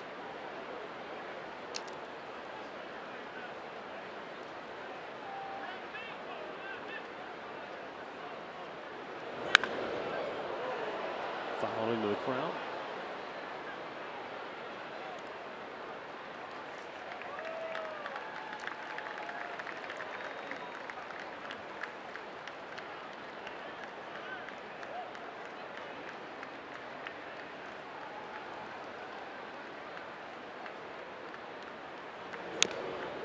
Pulls it foul.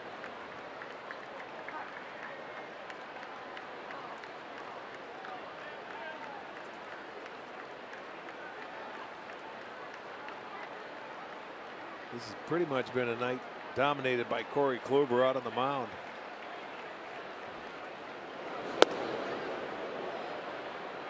On the appeal, Phil Cuzzy said he did not go.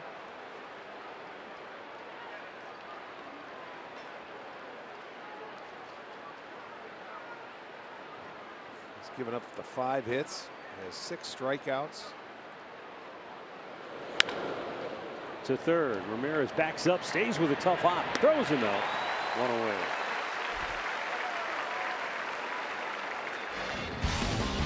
Torres had an excellent slider again, as always. That slider's right there. You can look at it on the slow motion camera. You can see the spin to the baseball and just how that ball, about halfway there, stops and goes another direction. Change up, fastball, 4-seamer where it comes back at the plate, and it's amazing how you can pick the spin up. And as a hitter, that's what you want to try and see. You're trying to pick up the spin of the baseball. I wish your eyes could put it in slow motion like that. Yeah. And you'd be a much better hitter, but you have just a little bit amount of time to pick it up and do something with it.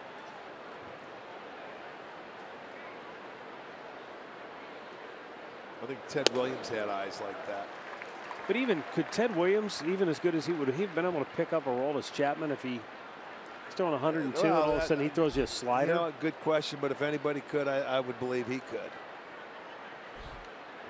You know, I never really saw him hit live or anything like that, just footage. 7 strikeouts for Kluber. But I mean, when you watch some of these guys that throw, it's just amazing what they can make the baseball do. The grips, the seams, the way they throw it. And as Dennis Martinez said, it's the movement is so important. Yeah, movement is important. And, you know, if the pitcher makes his pitch, look, you're not going to hit it. It's plain and simple because they get you out. Greatest hitters in the world, you know, fail 70% of the time. I mean, just hitting a baseball in its own right is tough to do, let alone try and get hits when 8 other guys are out there shagging it. Corey Kluber has recorded 23 outs tonight. 15 of them have been on 3 pitches or less, which is why he's still in there chucking. Bingo. That's the, see, we talked about that. That's the key. And when Kluber gets locked in like this, he does it a lot. Even though he has 7 strikeouts, these guys, he'll have a few innings where he can go 8, 9 pitches, and it holds that pitch count down, so he can stay deep into a ball game. Contact, pitch to contact. You trust your defense. Dennis Martinez talking about it. Boy, you pitch into your defense, and those guys make plays. And I think it's another big reason why Josh Tomlin always gets pretty good defense played behind him. You get the ball, you throw strikes, your defense is working quickly. Now the 1-2. Just a bit outside. And you get your strikeouts when you get ahead of hitters and you expand their zone. You don't have to throw strikes sometimes when you're always 0-2, 1-2 in the count.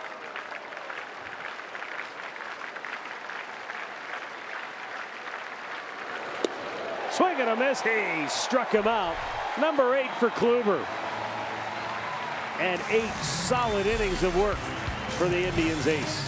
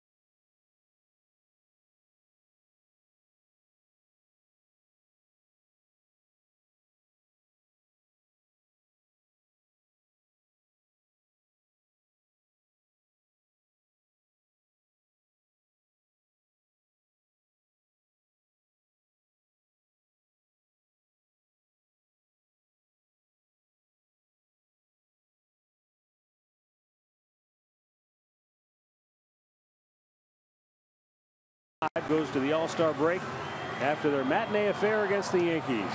Our coverage begins with Indians Live at 12:30, followed by the first pitch with us at 1 right here on Sports Time Live or streaming live on Fox Sports Go. Swing into Summer presented by Miller Lite.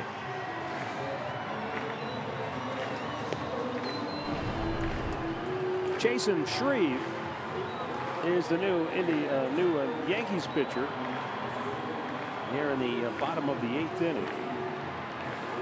They'll be facing the Indians' bottom third of the order. Abraham Almonte will get his first at bat.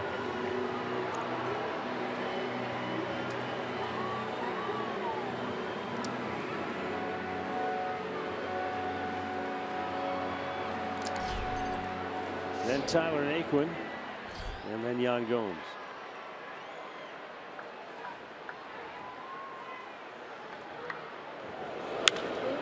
First ball swinging. 1 away. Pat O'Brien, play of the game. Let's go back to the 3rd inning. This ball went a long, long way. It felt good. Look at that. It left the people in shock here, I think, for a little while to see it go as far as it did. They said it was 462 feet.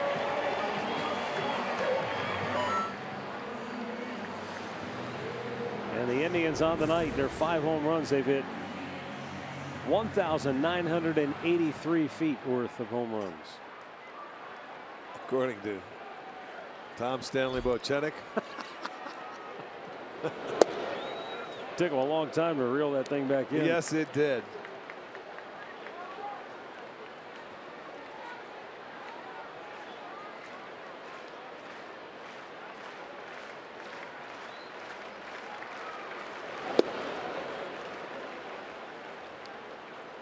So how about the New York Mets? Matt Harvey had that season-ending thoracic outlet syndrome surgery. Right.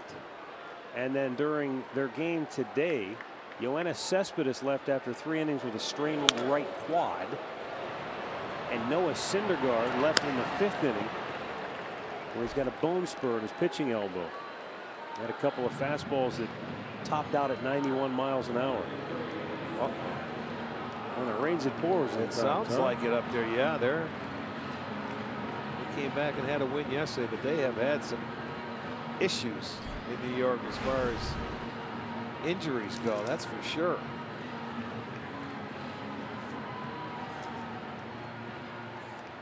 Just goes to show you. I mean, they had a terrific run last year. They get to the World Series, but that guarantees you absolutely nothing for the following season.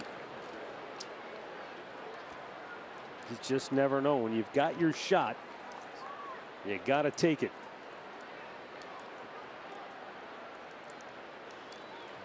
That is very true. Can't sit and think you're going to do the same thing next year. Every year is different.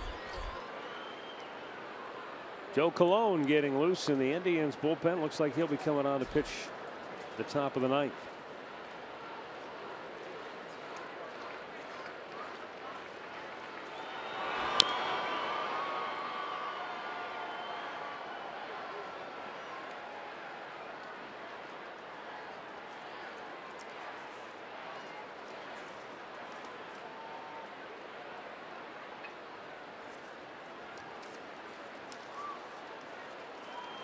Corey Kluber was fantastic tonight.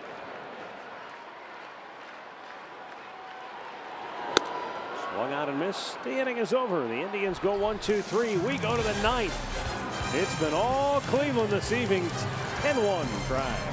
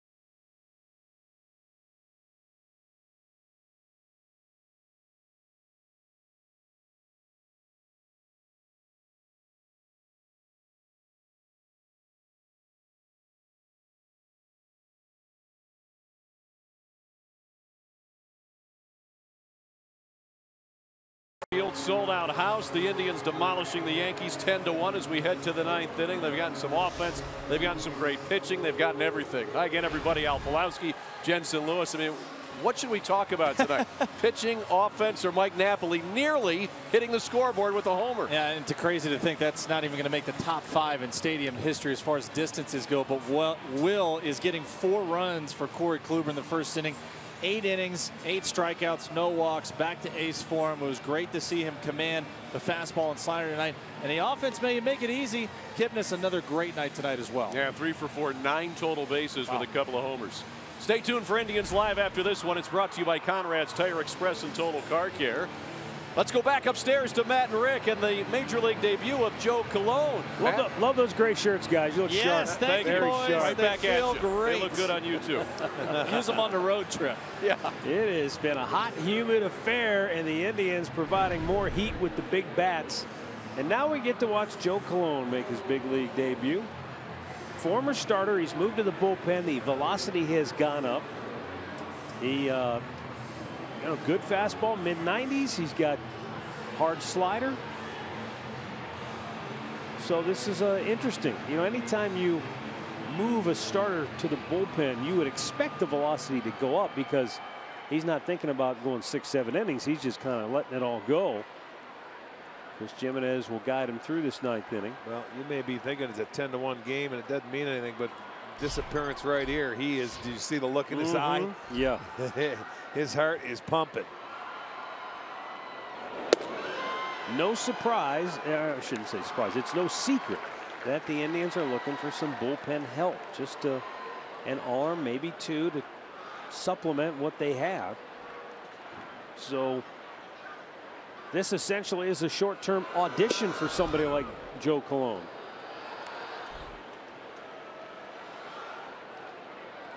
They like what they've seen, otherwise he wouldn't have been called up.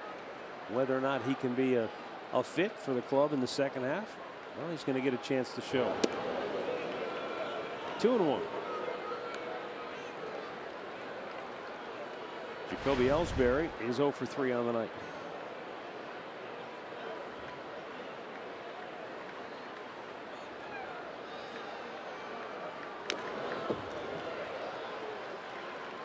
Count evens at 2-2.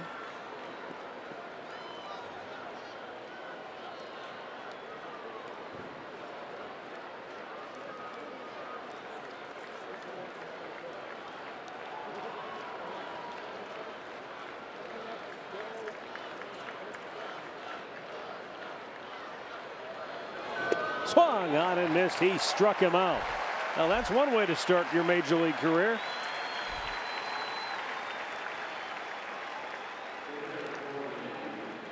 Let's look back at the keys to the game, brought to you by Mazda.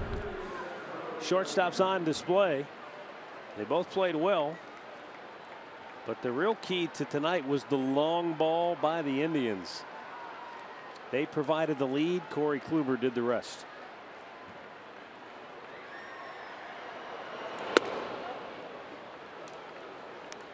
Joe Colon hails from Puerto Rico. He's 26 years old.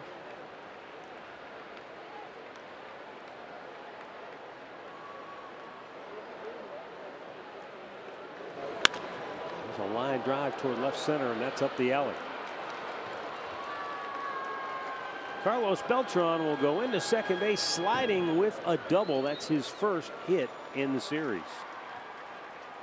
If you're going to give up a hit to Beltran, make it be in a 10-1 game where it doesn't really matter. Well, he's been shut down pretty much for the most part in these 2 games, so he's trying to get something.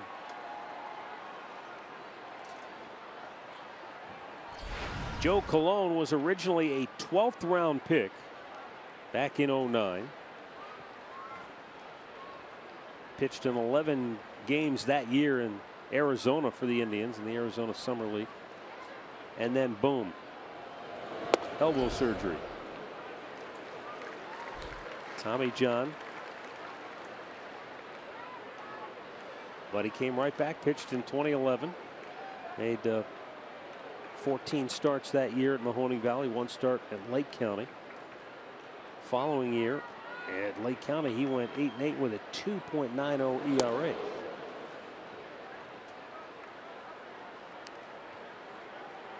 Then in 2013, he jumped up to high A with Carolina. He was 5-3 with a 3.13 ERA in 15 starts. 2 years ago, he went to Double A. And in his first year with the Arrows, he was 8-7 with a 3.39 ERA in 25 starts. Then they moved him to the bullpen.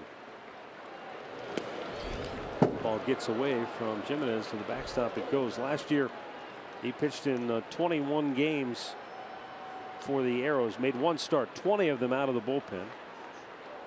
Had a 3.16 ERA and got promoted to AAA Columbus and pitched a dozen games out of the pen there, where he also had a 3.12 ERA. And of course, last year he didn't start his season until the middle of May because he had a right shoulder problem. And that's when they basically said, all right, you're a bullpen guy now. That is down the line, fair in the corner. And that's going to bring home Carlos Beltran, and Brian McCann goes into second base with an RBI double. That ball just stayed inside the line down there, and that's his third hit tonight. All of them coming to left field, Matt. He just sliced that one down. You see, originally he thought it was going to slice foul. Stays inside the line, bounces into the seats. So back-to-back doubles, and they have a run home. And it's a 10-2 ball game now for Austin Romine.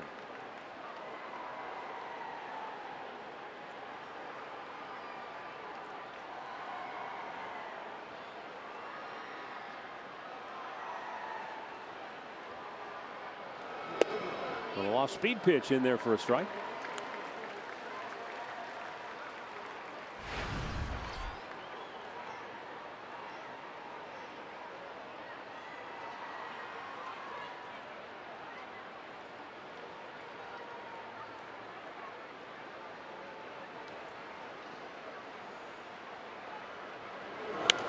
Out of play to the right.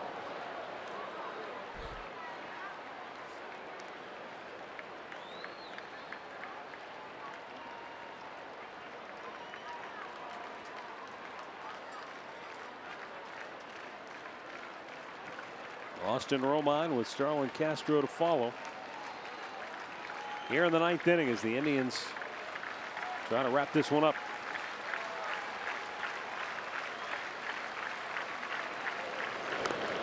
Lance off the bat foul.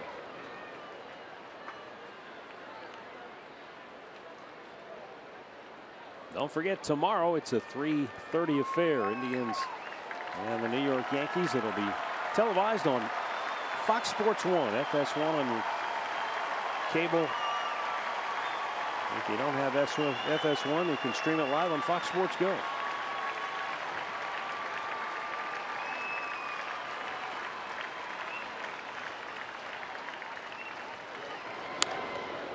We're saying 3:30 because that's when the television coverage begins.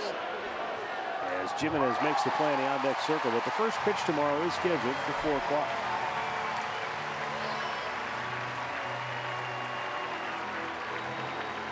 So Joe Colon is 1 out away from finishing this one off for the Indians.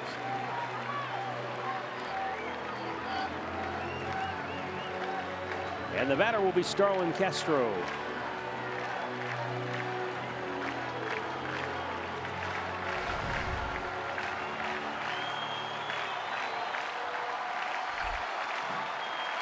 This sellout crowd of better than 34,000 has had a raucous time at the ball yard tonight. The Indians pounding out 5 home runs, a season high. And a pop up to center. Back goes Naquin. He makes the catch and the Indians win it. They blow out the Bronx Bombers. 10-2 is the final. They've evened the series at a game apiece.